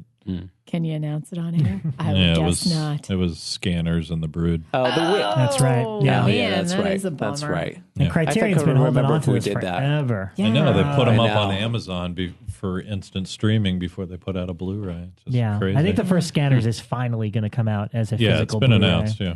I will say that although artwork is always controversial in the Scream Factory world, I did look at the Criterion Scanners art and I thought, the possibilities that we could have gone with their artwork is very Criterion-ish. You know, you either like you. Have you seen it? Yeah. No. Oh, it's weird. It is. I'm pulling it up right now. Oh, is it like more like a light beam of something and it kind of abstract? It's just blocky and it's very. I mean, again, I just assumed somebody would go for the head blood explosion. But you know what's really funny is that there will be someone that will listen to this podcast and say, I can't believe that Scream Factory is criticizing other artwork. Because what's funny is that artwork, as we all know, is subjective. Yeah. Beautiful. Well, you can get your out. But wow, I called it on the blocky, didn't I? Yeah. That's how most of their artwork is, though. It's very kind of, here are 3 colors, and it's very kind of coloring bookish. Oh, yeah, that looks too comic booky for me. I don't like it. Sometimes they do great things. Night of the Hunter and stuff is gorgeous. Sometimes they nail it. To me, what I look at that and I say,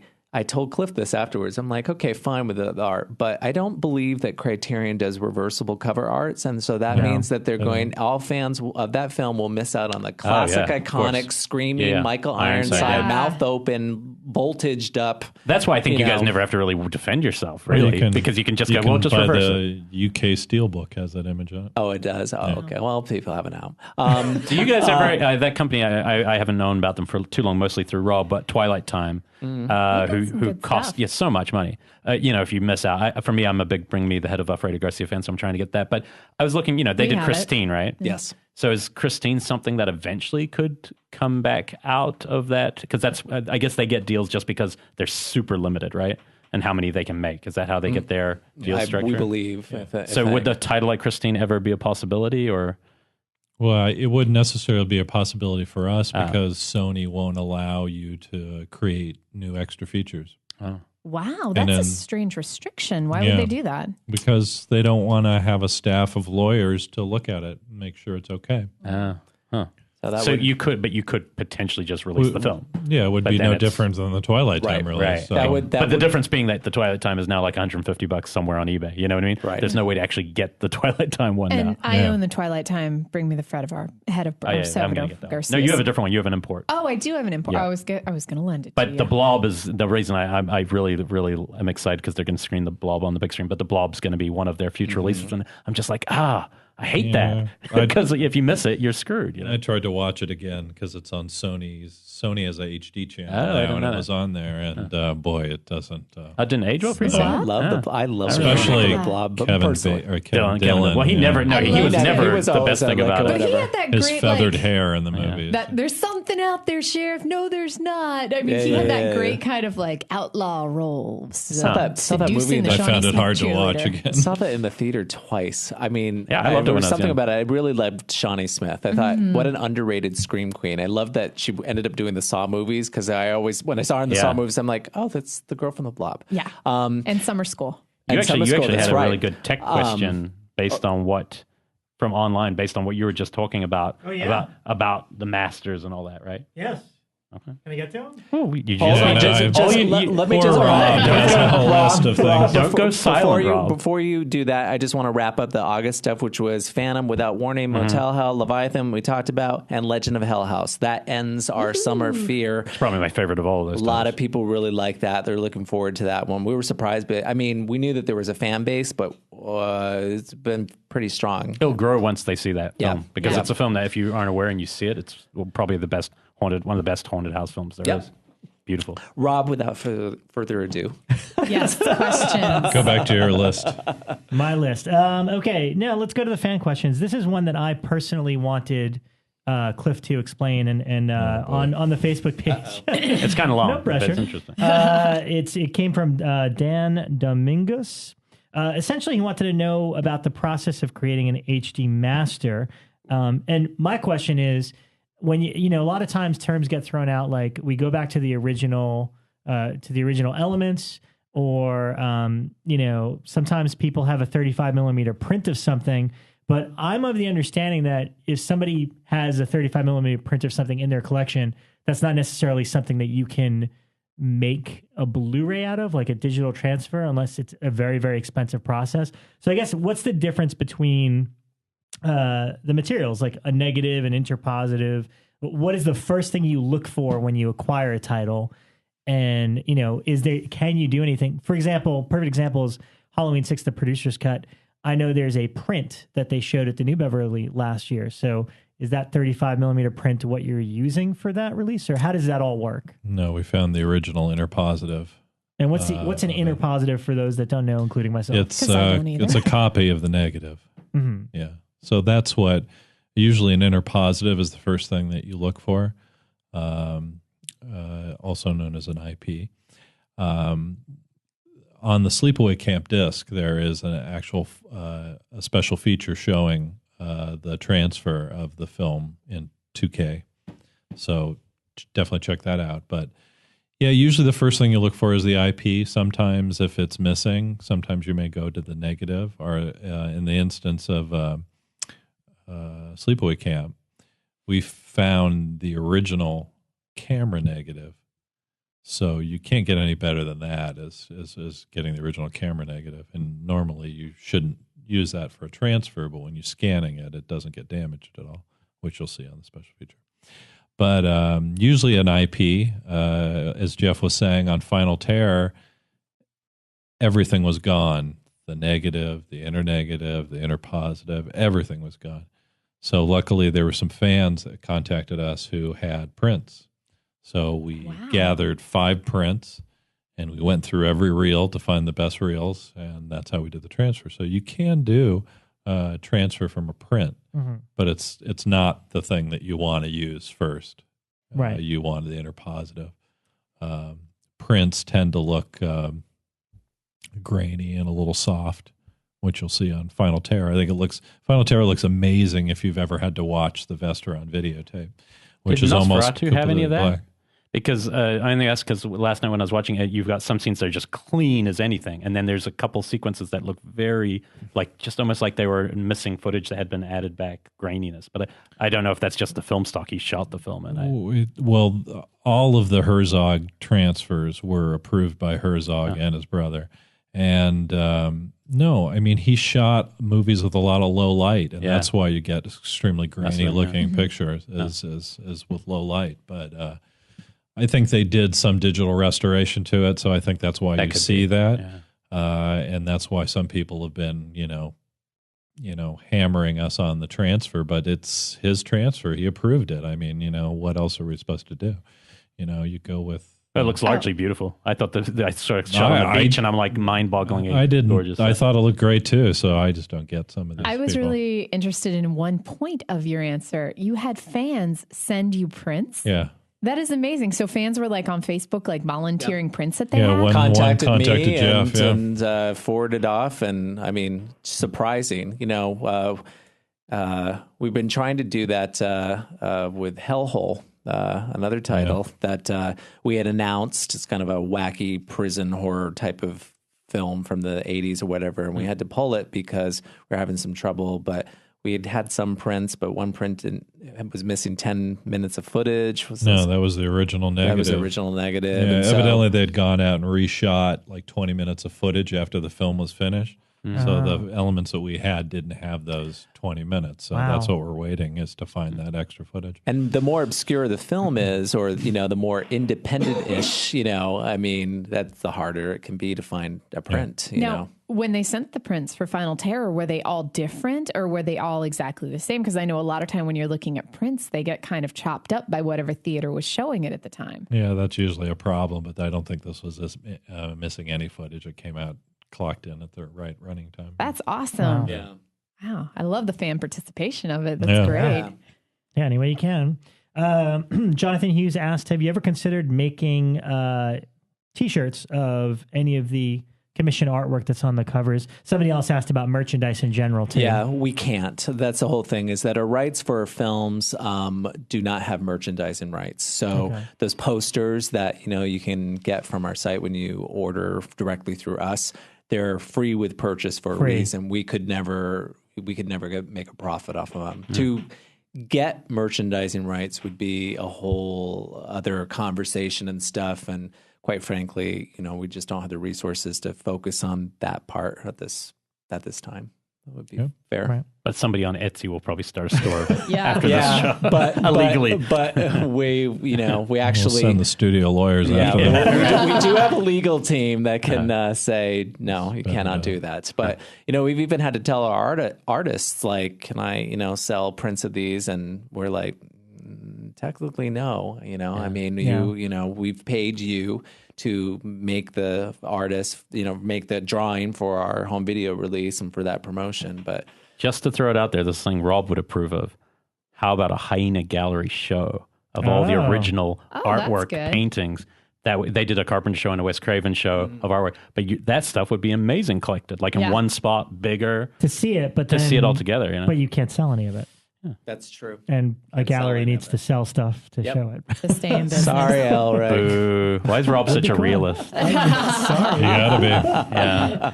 And from our buddy Scott Reynolds, since you were just talking about the covers, he was curious about the process of the new covers, maybe a quick rundown of how long it takes. So you get a title.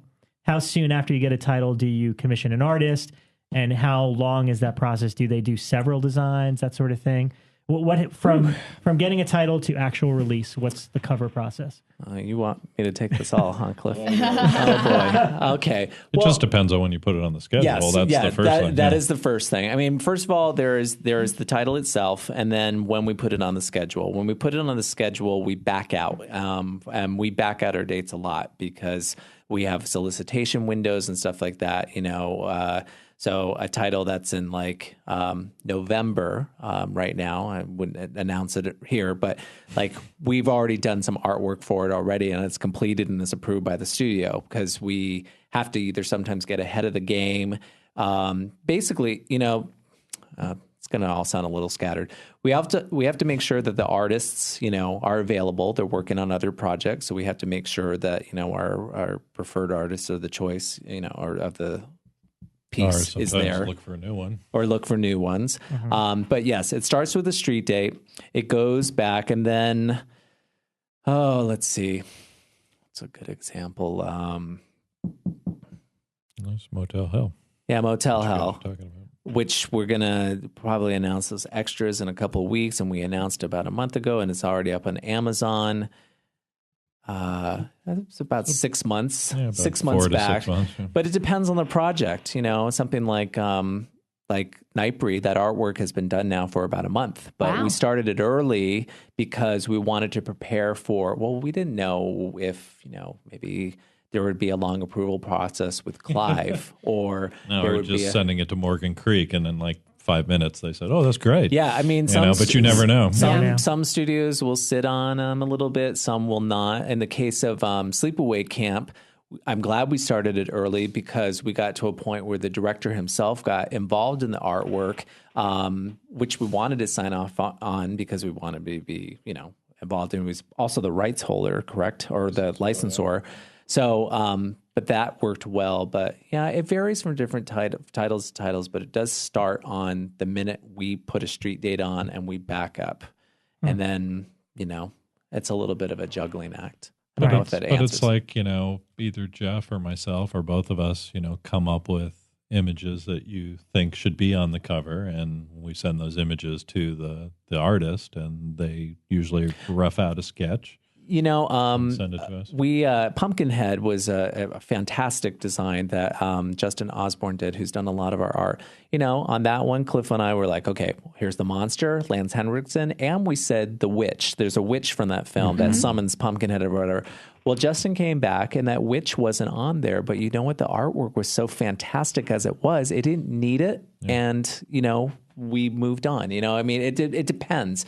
We'll have our vision. We'll say it, and we get what's there, and we make very little notes. Except for that one question you asked about, have you ever had to switch gears with? Oh, right. That was an anomaly. I actually like the Leviathan one, if that's the poster that's on your website right now, because it seemed, rather than overload, which you could do if you have to put the witch and the thing, it seemed very minimal. But that's a theatrical poster. Remember that only the collector's editions that we have are the ones that we do, the newly designed. I've never seen that image. That mustn't have been the VHS cover then.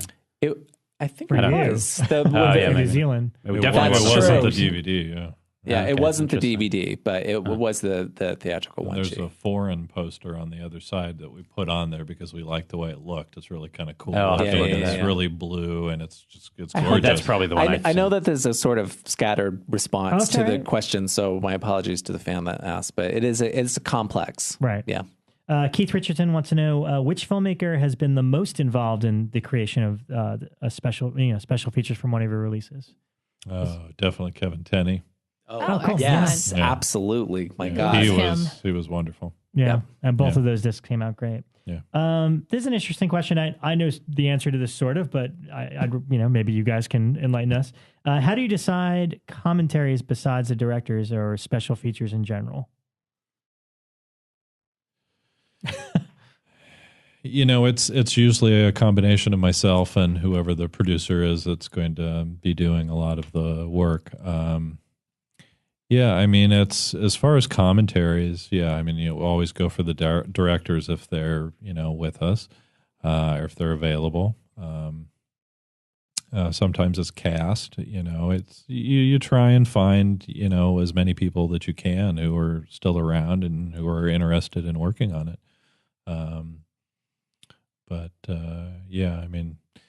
I this is my personal preference, but I know some people put scholarly commentaries or something on there. But if you weren't there when the film was being shot, I don't really know what you bring to the table. Quite frankly, to me, I want to know what it was like on the set. So, right, yeah, that's definitely. I agree. Okay. Dustin Sane, one of our buddies, asks about any future 3D Blu-ray titles, because obviously you did the Amityville 3D. Sector 7, the Korean movie, was a 3D one, and I love my 3D setup. So Sector 7 was so much fun. I saw that it was a festival in LA, and or it may have been AFM, but I'd seen that here in LA in 3D on the big screen, and you guys did such a good job of preserving that on the Blu-ray. Did well for us. Yeah, the cost of producing a 3D master is incredibly expensive, and a lot of people took shots at the transfer, but they don't realize that it took so long to do it because one eye was in focus and the other eye, because you have to transfer both eyes. There's two film elements, so you have to transfer the film twice, and in the case of this one eye was completely out of focus. I don't know why. And so it was very hard to match them, because if you don't match each eye perfectly, it's going to look weird to your eyes. So, I think we spent something like $30,000 to do that transfer. And, sales were okay, but it just wasn't, worth the cost and the money that we put into it. Yeah. So the only way I would do it is if it was a really big title. And even then, it would be hard to get approval to do something like that again, because we don't own the film. So, we're transferring it. We're doing all this work, and MGM benefits from it. But, we don't have digital rights. We don't have theatrical rights. We don't have broadcast rights. So there's all these avenues of money that we don't see any results off of. So, Yeah, there was a couple of 80s films that like Space Hunter would be fun to do. Yeah, but I mean, again, because of how much it costs. 3D. See, Jaws 3D or Friday the 13th Part 3D, well, those would make sense because we know that they would sell because they're fan base.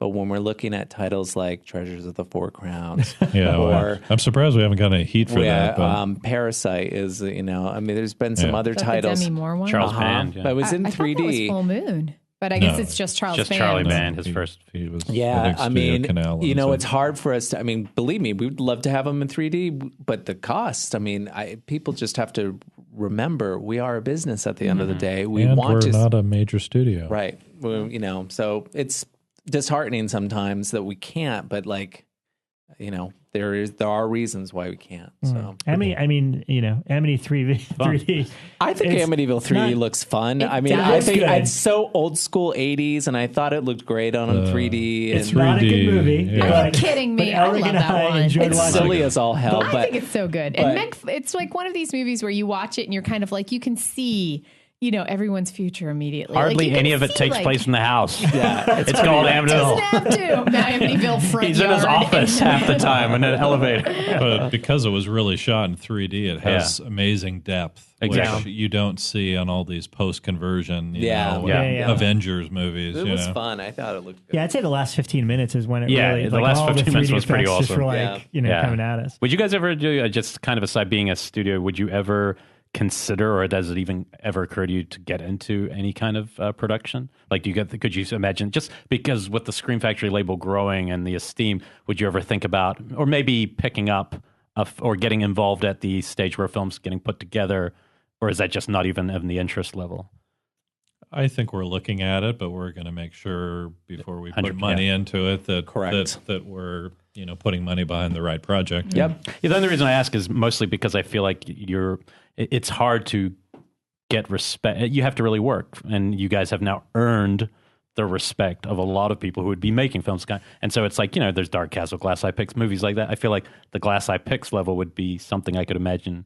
Totally. We worked with Larry on Beneath, and he's just such a fun guy to work with. Yeah. And so hopefully we'll do some more stuff with him. Yeah. That's exciting. Seeing Larry's stuff and even something like The Battery as part of your kind of filmography. I mean, the coolest thing is when we were in Texas, there, the convention kind of like pamphlet, the back ad was this Scream Factory ad, and all it is shelves, and it's like some of the sides and the fronts of like all your titles.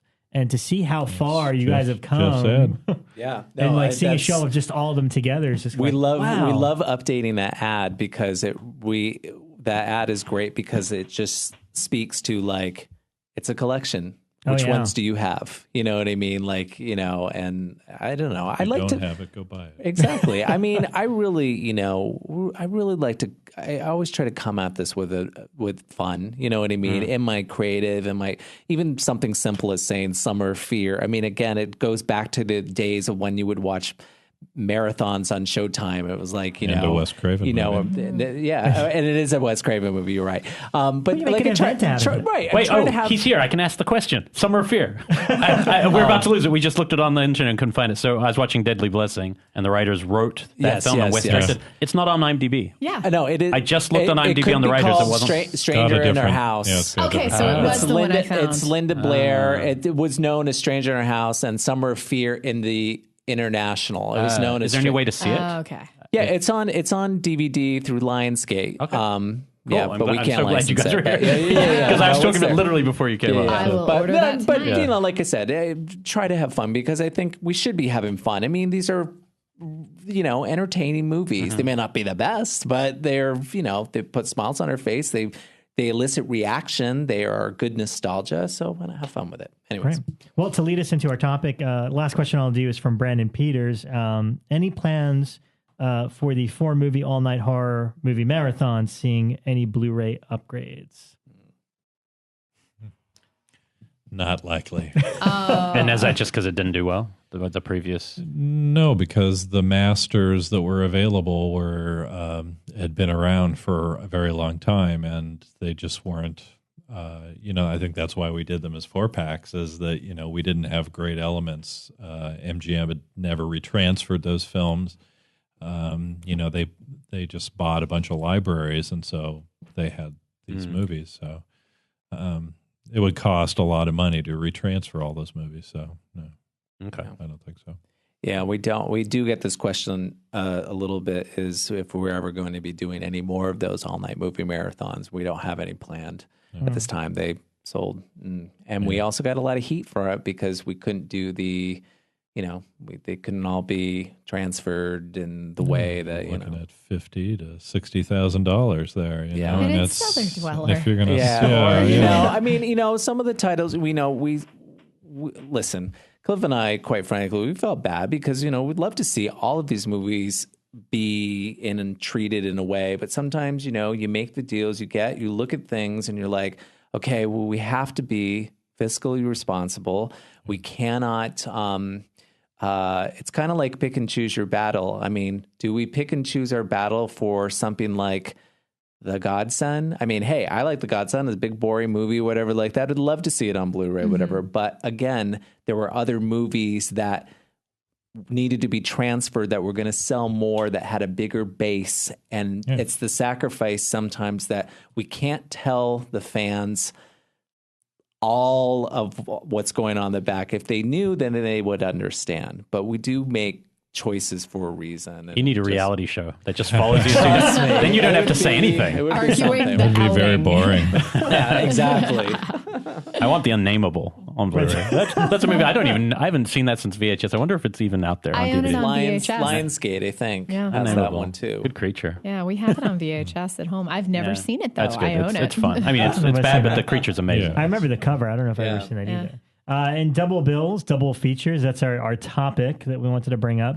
I guess is a good time to maybe make an announcement. Speaking of double features. So in the fall this year, we are putting out a fantastic double feature that has definitely been requested from us for some time. This is the original Tales from the Crypt from the 70s. The Hammer, or the Amicus.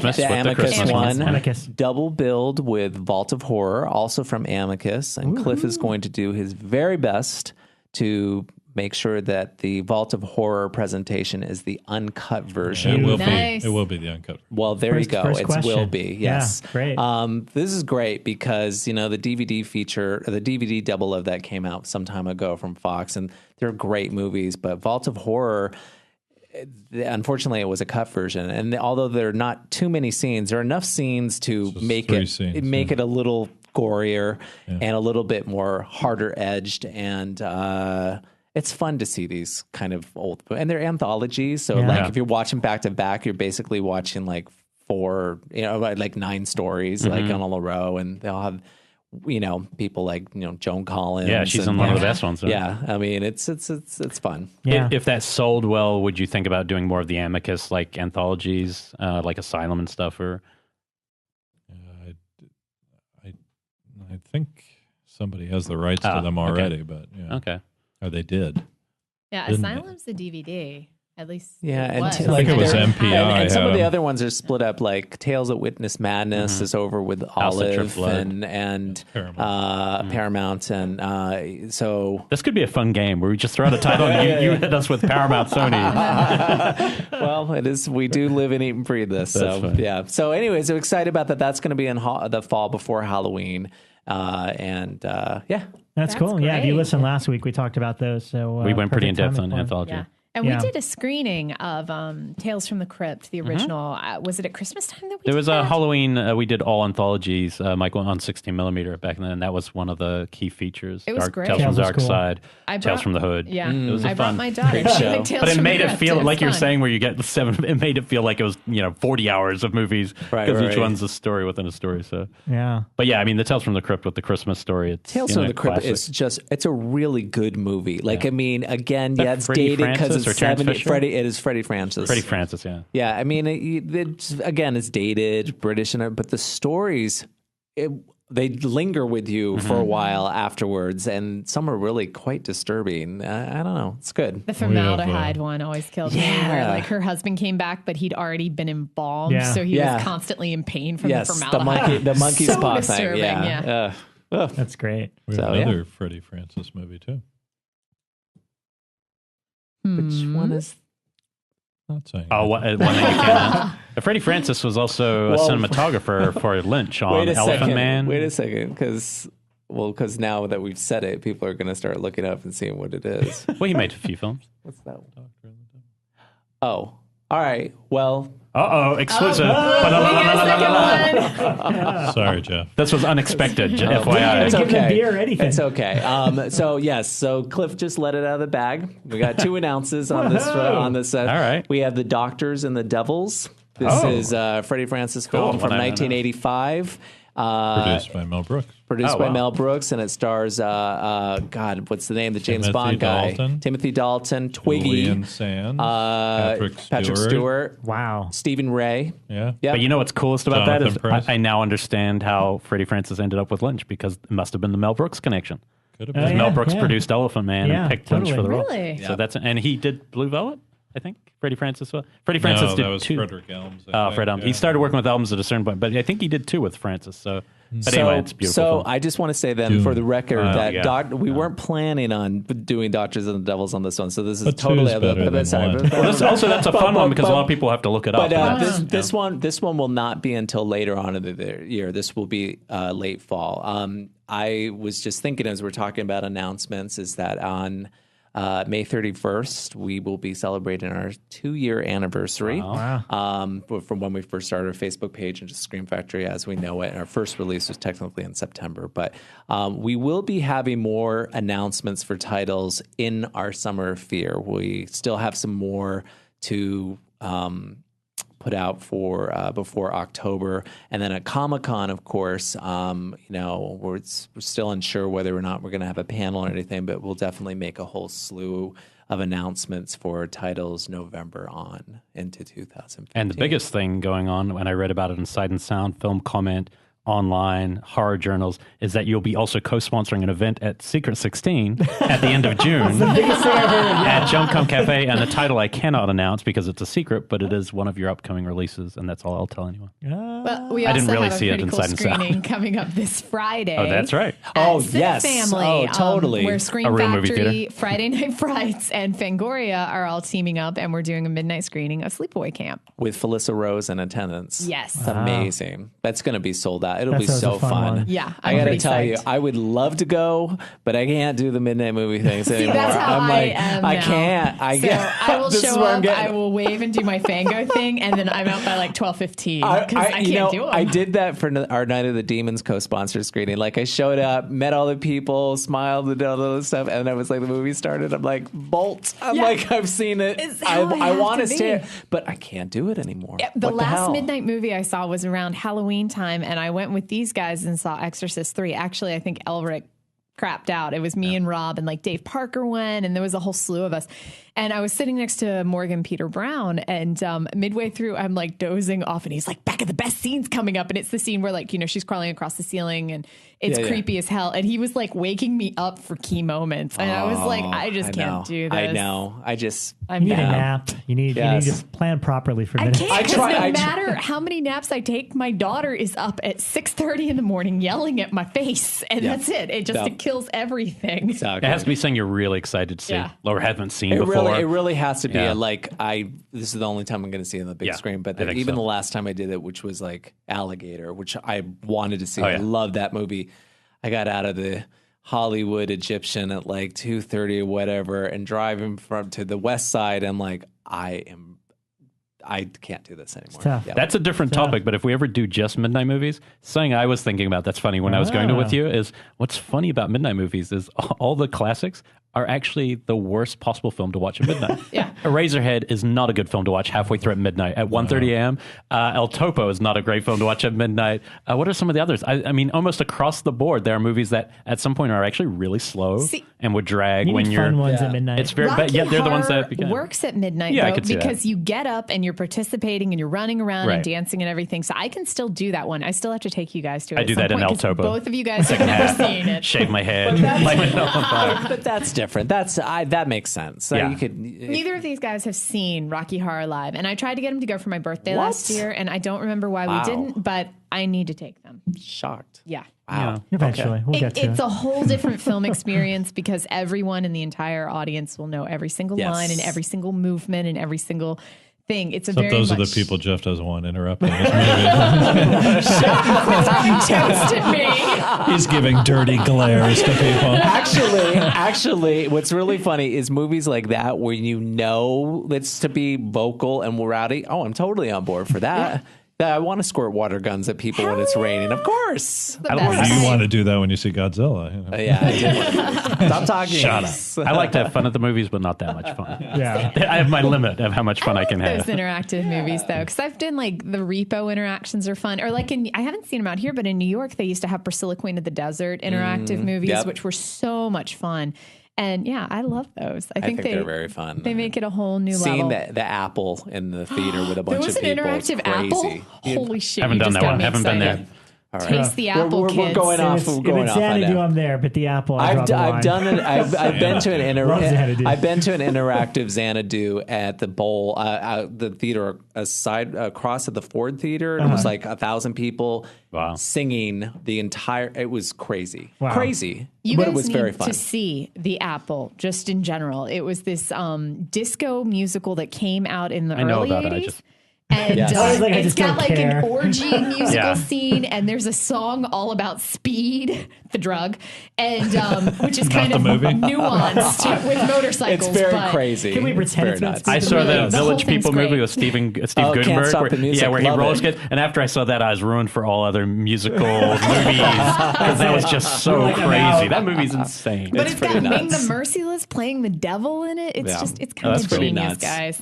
All right. So double features. And this is going to be our fun. That's more like a game. It's a little more fun. Yeah, I guess. I mean, for me, it's, some of my favorite film experiences, theatrical experiences, was going to catch double features. And it's usually not when I was growing up, I didn't have a drive through anywhere near me. So double features is more of a thing that happened for films that have, revival house screenings and stuff like that. So I don't know. Do you guys have any memories of any specific favorite pairings of films? Because you saw a good one last week. I mean, The Corman.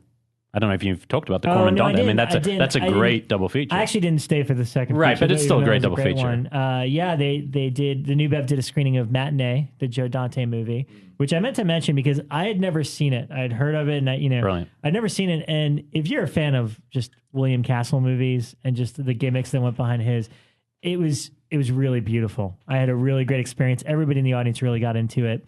And then they paired it up with Mask of the Red Death, which is just a gorgeous movie. And it was so much fun. In between the two films, Joe Dante got up with Roger Corman, which is the only time I've ever seen Roger in person, close enough. And I mean, they had a really fun, lively Q&A just about, the pairing of the two movies, Roger knowing William Castle in real life and kind of, always being able to beat him at tennis because he was a slow runner. That's, what he said. I mean, that sometimes what makes the experience special is who's there. Like, for that pairing, it was being able to see those guys who I consider both legends in their own right, be able to talk about both of their films and with such reverence for each other, In terms of best ones, though, that's kind of tough. Fango hosted one that I still think is probably one of the best. I know which one you're going to say. Trick or Treat and Let the Right One In. Yep. New York City. Before either film was officially it was the first screening of Trick or Treat ever. He carried the print in himself. So none of us knowing and I had already seen Let the Right One In. It was my favorite movie at that point of that year. I was like, oh, it's great. So getting to see, it just felt special. You get into, Two Boots is not a big theater. It's like a fourth of the New Beverly. It's a tiny little theater in New York City. You're sitting with a group of people that are all horror fans. You get to see something like Trick or Treat, which is like a celebration of all things Halloween. And then you get to see this beautiful foreign film about, two 12-year-olds falling in love and vampirism. And it's just like, wow, that was a really special night at the movies. I'm glad that you were inside for that, because in the meantime, the whole Fango staff was outside trying to crowd wrangle because we had so many people show up for that. We had lines wrapped around the block, and we had probably 100 people that we turned away, and they were all so pissed off. I also had to save Let the Right One In. It was a good thing, which is I've done this, several times for that movie, because they accidentally started playing Reel 3 before Reel 2. So it just cut like an hour into the movie and nobody noticed except for me. And I like freaked out and ran and told them whatever. And they're like, oh shit. And what was great is like, because it's New York City, they didn't tell anybody. They just stopped the movie. And everyone's like, oh, what the fuck's going on? Da, da, da. And then they just started the movie again. Everyone's like kind of calmed down. And then when it got back to Reel 3 again, everyone's like, what the hell? We already saw this. Right. And like they started reciting the lines and stuff. But, I saved fucking Nicholas Rogue film. Right? So, with all your time travel. I feel like I saved their experience. There you go. Nice. But I don't know, any other ones that stand out, favorites that you've seen pairs together? I don't know. For anybody at the table. I grew up with a drive-in, so I saw tons, because for the longest time, that's all we had in my town was the drive-in. So everything was a double feature. It was weird that you don't go and see the double feature. And usually it was like a shit film. Like I remember we would go see a horror film and then it would be followed up with like Sandra Bullock's Hope Floats. Or you would have to go see Hope Floats to endure to get to the good film. And they still do that at Vineland. It's still weird pairings. They'll be like, do whatever the last Devil's Due was with Captain America or something. And you're like, oh, weird. I wish they would put more magic creativity into it, pairing. But the only, in my hometown, the only way that they divided them was kids and adults. So it was like you would get these like Medicine Man and the goriest horror film ever made paired up just because they were both kind of, more adult films, as opposed to over here where we're showing Dr. Dolittle and, The Incredibles together. But yeah, I loved seeing horror ones. Occasionally they would do some really cool horror pairings. Like I remember they did one where they showed Return of the Living Dead, but then they followed it with a Herschel Gordon Lewis film, which was just amazing to see at a drive-in to begin with. But it was kind of like a here's where we are now and here's where we came from look. Mm-hmm. But when you post the question over email of pairings, I did DVDs, so I have my best DVD. Yeah, I mean, there's no stream ones, and really quick. I mean, some of the ones I remember from the New Beverly. You'd think this sounded fun, but it wasn't. Garbage Pail Kids, the movie with Ghoulies 2. That actually sounds fun. Sounds fun. Really long 3 hours. Really? Because Garbage Pail Kids, the movie, okay, it's not that great of a film. And I have to say, I ran into Sean Astin at Mackenzie Astin at a convention once, and he was there signing for something else that he had done. And I brought my Garbage Pail movie, and he was so shocked that I was there with it. So apparently it's not his favorite film either. It's, it's quite something. I mean, I like it. Your memory of it is better than what it is. I'm sure it is. I remember Tangerine, the model, and there was a lot of vomiting. Yes. So there was that one. Let's see. New Bev also. I mean, every year they do Black Christmas, the original with something. And, I usually go every year, and there's always an interesting second feature, but nothing tops. I think it was last year they did, not last year, but 2012. They did Black Christmas with Silent Night, Deadly Night 2, which there it's like you're seeing this classic film, and then a packed house gets to experience Silent Night, Deadly Night 2 for the first time. So by the end of it, it just, the crowd reaction, everyone was laughing and having a really good time. It was kind of a cool way to start scary and then end on a high note, so to speak. There's never been quite a double billing like that before. And then for a while, I used to host them at my, I'd have friends come over and we'd do a double bill, none of which make any sense whatsoever. Me and Brian Collins once hosted one where he made us all watch the Hitcher remake, and I made them all watch Scanners 3. Why does he do these things? Why? Why? The first Hitcher's so fun. Why would you do that? He thinks it's funny. Oh. And I defend Scanners 3 is not funny, but a great film in that franchise. I was still fighting that one to this day. But I don't know. Any other ones? I've seen less, when New Zealand Night, it wasn't really less double features. We would have more like a 24-hour. Ant Timpson, would host a 24-hour film festival program. That's where I'd see the amazing stuff. I wrote down a bunch for dream pairings of things that could be fun. I don't know. I mean, this is if you're going to host a screening, I bet you can guess. What would I pair Possession with? What's the perfect film? Zulawski's Possession and Nosferatu? No, something about marriage and divorce and pain. Antichrist? Don't look now. The Brood. Oh, man. Possession and The Bird would be a great double feature. I think thematically that might be a bit heavy. I think Perfect to go with your future ex-partner. Why am I even bother going home? There's just no point now. It's a monster. What I actually really liked, I thought this would actually be a really fun one, is Fright Night and the Burbs. Interesting. Because they're basically the same story. It's basically you're some person staying home. They're both funny and they're both fun. And I think those two films would actually play. I'd do Burbs first and then go into Fright Night. Mine Fright Night one is, I would say Vamp and Fright Night. Just because they both have that kind of fun 80s. I don't know. They're just aesthetically very similar. They're not similar movies except that they have vampires and there's just like this weird fun. I feel like you could start out with Vamp like when we saw it at Jump Cut. It was fun. And imagine just going right into Fright Night. And I feel like that would be a kind of cool double bill. Or even Vampire's Kiss. Well, Vampire's Kiss has some really dark stuff too, but it's funny. Yeah. Eyes Without a Face. Here's the most clever one. Eyes Without a Face and Wait Until Dark. First one, you have someone who can see but has no face. And the second film, you have someone with a face, Audrey Hepburn's face, and she has no eyes. And that is how I roll. Somebody's going to steal that one, I'm sure, in the Midwest. Well, I decided to do my favorite DVD matchups. And because it was a hectic day at work, I just took pictures. I usually write everything down. I think this is the wrong show for this.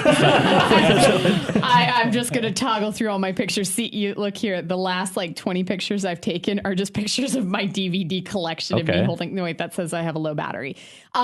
There's this collection I have. Well, not a collection. It's just two films, and they're kind of horror-y westerns, almost blaxploitation westerns, but they're both really gory. It's Cutthroat Nines and Joshua. And for somebody who loves westerns and horror films, Cutthroat 9 is perfect. And so I highly recommend that duo set. Being remade now. Really? Yeah. That just kind of broke my heart, Cliff. All right. Oh my gosh, who's remaking it? Did they announce? The guy who ran Rue Morgue. Oh. Yeah, the guy Eduardo? who made that weird super art house horror film with nothing much happening last year. Rosalind Lee the Diary, Last Testament. That one. I mean, it was interesting, but it was not much going on. It had beautiful set direction. So still have to see that one. It's got beautiful set direction. Yeah. So set design. Yeah. Plus, they won a better podcast, right? So screw them. They finish them. Wow. I also heard today that Something Wicked This Way Come is being remade, and that one kind of melted my heart as well.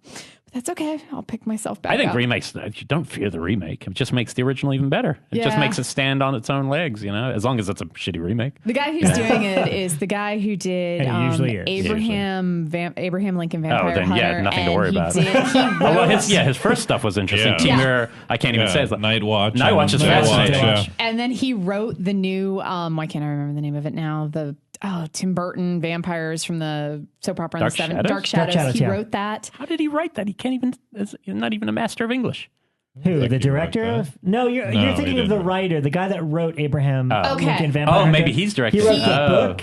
And he wrote the movie, and he wrote Sense Dark and Sensibility Shadows. of Zombies. He is doing the remake. Yeah, okay. So, not that makes sense. So therefore, we're really uninterested. Yeah, totally. Take T-Mirror's visuals out of that, and there's nothing. Yeah, it just breaks my heart. That's okay. And then I also love some of the double features that are put out by Something Weird. Like Scared Their Pants Off and Satan's Bed, I really liked. Hold on, I got some others here. Those are rough movies to get through. Oh my gosh, they're so much Something fun. Weird titles, come on. I love them. And they do make sense as doubles, though, because that way you can get 2 for 1. And this one was one of my faves. Asylum of Satan and Satan's Children. Both of these movies are so batshit, like 70s satanic cults with like incest and kill. It's just, they're insane. Let me get this straight. You have friends coming over for a full night. These are the double bills you're going to show She them. invites us. And we never come. And therefore, there's a pattern to this. So if you did Blood Diner and Motel Hell, we would come to your house. I liked Bad Dreams and Visiting Hours. Oh, no, that was a good one. All right. Yes. Okay, fine. I'm a big fan of that one, That's too. a good one. Let me shoot out a few, because I'm just going to shoot them out. This is how it's done, all right? Okay, I'm going to have you guys over. We're going to watch Reanimator and Frankenhooker. Okay? Sure. If we want to do a triple bill, I'm going to throw Weird Science in there, because what the hell? Yeah. See, I was doing things that are already on disc together, like Fear and Parents. Really good. But then where's the creative? Where's your creative role here? You know? Abbott and Costello Meet The Frankenstein. Evil and Twice Dead. This is true. These are That all makes available. sense. Those are Scream like Factory. to I put the Evil and Deadly Blessing because they both also- have the craziest endings I've ever seen. I'm sorry. I also took pictures of their all-night marathon one with What's Wrong or What's the Matter with Helen, The Vagrant, Godsend, and The Outing. Who Slew Auntie Roar? I like that one too, but Yeah. you guys didn't do that one, I don't think. We didn't do Andy Rue. No. Okay, so you were going And- Reanimator. Reanimator and Frankenhooker. I think that's fun. That's fun, yeah. Abbott and Costello Meet Frankenstein and the Monster Squad. Yeah. It's a good That actually fun is double fun. bill, Yeah. right? Okay. Come on, get with me here. Now, this is to ask you guys because I own Bad Seed and I hate to admit that I've never seen it. With the little girl? Yeah, the Bad Seed. Bad Seed. Wow. So what's it? I was thinking when I'm going to watch it, I'm going to watch Bad Seed and Orphan. But what's a good pairing with Bad Seed? Bad The Seed. Godsend. Orphan. The Godsend, yeah. Or That's the actually- other. The other I've never seen either. From the The 70s. Child. Yeah. The Child. So Or Joshua. The Children. Joshua. Children. Which There's came a out lot a of couple of these. years ago. Is oh really yeah, I good. love that one. Actually, This is now a subtopic. Well, it's fun to Bad figure out. Seed, Well, it's in- 50s, and it's like, it's really awesome. I love that movie. What would you pair it up with? Whatever happened to Baby Jane? Yeah, that's what I was just I mean, thinking. they're Whatever both happened from to Baby Warner Jane. Brothers, and it has that like taboo at the time type of thing. But And the creepy, But I'm you know what? childish vibe. but Orphan would be really. Honestly, I was a big fan of Orphan. Yeah, I was loved a it, too. It's actually Me scary. too. huge It's fan weird. of that twist. So And it it's was a- when horror films cast well, the casting of the parent, everyone's a real actor in that film. yeah. How about The Good Son? The Good Son would be good too. Want to double bill with that? Macaulay Culkin. All right, Yeah. ready? Carrie, and then Hello Mary Lou Prom Night 2. So Nice. I think that's That's really a fun. sequel to That's a Carrie. fun one. That's, I feel like you'd be that's- watching No, it. it's that's a good one for sure. The Blob remake with Nightmare on Elm Street 3 because it's Chuck Russell. the Frank Darabont connection. I did The Blob and the Stuff. That's Because good. that is Okay, something I'll that give you could that. have so much fun in a theater with those two films. You could and even go street trash with it, which is a could, little bit yeah. darker, but it still has I the like that. ooze. As long as it's fun. Wait, I think I ask you this every time you guys come on. Who has the rights to the stuff for Blu-ray, and why doesn't Image. it? Image. And they'll We never don't put it have on Blue. I don't know. It's just such a All fun right, who movie. can we get from Image on the show? Yeah. that we I can can who think can of we- some people. But Image, I haven't seen too much coming from them lately. They've No, mostly their doing last- the RJL stuff, which is kind of low budget. Their last horror Blu-ray release was Creepshow 2 last year, and it was just bare bones, and that was it. And then all of they used to do this like barrage of kind of low budget titles, and they went over to RJL or RLJ. They just became that, yeah. Yeah, and that's where they all seem to be kind of Yeah. clustered right now. Yeah, there's several films over there. We're going to work on license. stuff. We're going to get the stuff stuff out over Somebody there. from Image is Yeah. coming on the Listen, show so God, we can God interrogate told them. me to. You were, Yeah, you well, were responsible for on that. this show. I'm not even kidding. I started. We were talking to Bill Bill Lustig. Lustig, and I started going on about how much I love God Told Me To and how why it isn't on Blu-ray. And he goes, "Well, I have the rights. I just never thought anyone cared. You know what? It's on top of my I'll do list." And he literally said it would be the next thing. I was like, And "That's it's about on his- the on greatest his slate, moment." which is pretty great. Yeah, and it's there's fun. obvious ones, The Car and Christine. I feel like that would be a Ooh. good double. Killer bill. Cars Clowns that from ate Outer Paris. Space and Funhouse. Hey, I didn't think of that. That's Killer good. Clowns Nice. from and Funhouse. That could be fun. that'd be a good you know? one. A little carny action. One that's not so obvious, Psycho 3 and Cronenberg's The Fly. Okay. Okay, And you here's got to tell me why. Because they're both odd romances, and they're both written by Charles Edward Pogue, and they both came out the same summer. Wow. So they've got, same screenwriters, weird versions of love in horror, and I think they might make for a fun double bill. And I'll match that with White Dog and The Intruder for a non-fun hard dog. Yeah, if you want that your sounds racism, kind of That's it. miserable, dear. it would be an incredible double feature, but it would also be really unpleasant. Yeah. Yeah, But and, sometimes you need that. and I'll throw one more out. Maybe obvious, but May with Excision. Oh, yeah. I feel like they're both kind of similar. Uh-huh. Although I've never seen it, I own a film called Roman, which actually is good. which might be a better double bill with Haven't seen that May. one. I can't say it's good, but I loved it because just they did. are. Well, Too late. You can't retract. I know some people didn't like it. It definitely didn't get the same Here's press the- that May here's the did, story, but though. they're flipped. Yeah, May was directed by Lucky McKee and starred Angela Bettis. Roman is directed by Angela Bettis and stars Sorry, Lucky McKee. who's not an So- actor. Yes, But but, it works. And okay, I haven't seen that one. I enjoyed the film, but it got a lot of bad press. So Yeah, I I feel may like be they- kind of solo in that. they feel like companion pieces. But I've never seen Roman, so that's why I paired it up with Excision. I just feel like May and Excision are kind of similar. That'd be good for a modern. Well, the last one I'd do, I took a long time to get this one because I like The Beyond a great deal. And I find Oh. it just very interesting movie, especially in the end. And so it's like, what would pair with The Beyond? Something not Italian. The Sentinel. Those two films would be really cool together. The Beyond and the Sentinel. Chris, Jeff's thinking about it Jeff because he loves loves the the Sentinel. Sentinel. I'm a huge Sentinel I think fan. they'd pair That is well. a I think very they'd both be, interesting- because they both have kind of out there, towards the end, they both get pretty out there. That's when the kind of strange stuff, and they're both basically dealing with portals to hell. I don't remember the Sentinel, but what would you pair up with the Sentinel? Jesus. The Sentinel, because it was in 77. The Legacy. The Legacy would be good, but the Sentinel was more hardcore and more big budgety, I think. I don't know. For some reason, I think Exorcist 2, The Heretic, because it was the same year. Whoa. And at that time, they probably would have been double billed because they just didn't do well. They were both like, But they're remaking the Sentinel, right? Somebody's. I know. What was Michael Winner's going to have a creep show moment where he comes back from the grave. My heart and he's melted, like, and when I saw that, I was like, all right. Well, but if that means that the Blu-ray will sometime come out, though, Who has that? Who has that? Universal. Yeah, and that's not one you guys could make a side deal? we tried. We tried, but haven't been successful yet. It's an underrated film. I think if you haven't seen that film and you're looking for something from that era that is really interesting that you haven't, I think that's one of those ones. You can still show that movie surprise. now to a fresh person, and they will be like, they're with it. It's played straight. It's pretty good. That's another good pairing is Rosemary's Baby. I was just going to say. Because of the location. You know what? It's the brownstones. That actually would be that's a good brownstone perfect connection. Mm-hmm. A double bill. Yeah. But, watch the Sentinel. Why don't you guys let us know on our Facebook page and Twitter what are would your love dream to double see. bills? What would you show friends? Did you have any when you were running a theater that you would have to that you played? Yeah, my favorite story.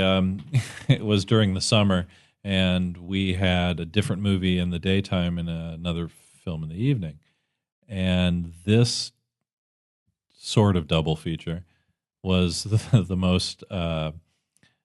It brought the most people in the door. We were in a small town, and it was Snow White and the Seven Dwarfs during the daytime and Blue Velvet in the evening. And so many people walked in the front door and said, "Is this a double feature? Because this is great." That was pretty awesome. And for the entire 2 weeks we ran it, people just kept coming into the theater and just popping their head in.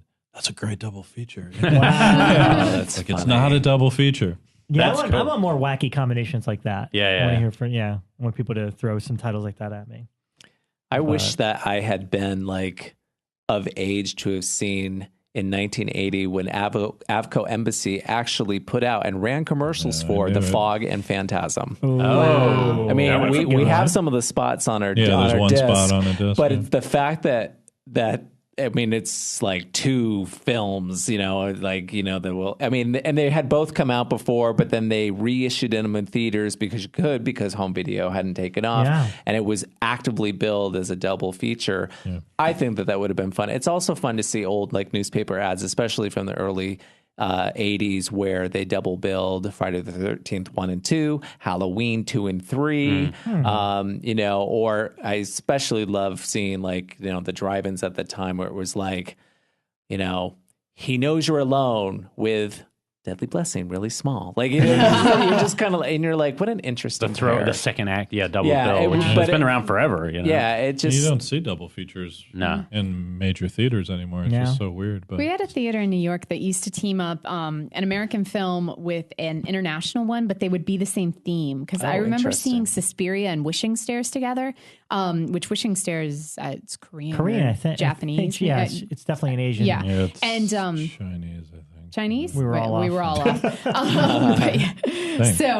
But yeah, I remember really, that was the one that I saw, but they'd done that a couple of times, and I loved it because we saw Suspiria first and then we saw Wishing Stairs, but it was that same kind of girls' school, intense rivalry with some creepy ass supernatural bullshit going on.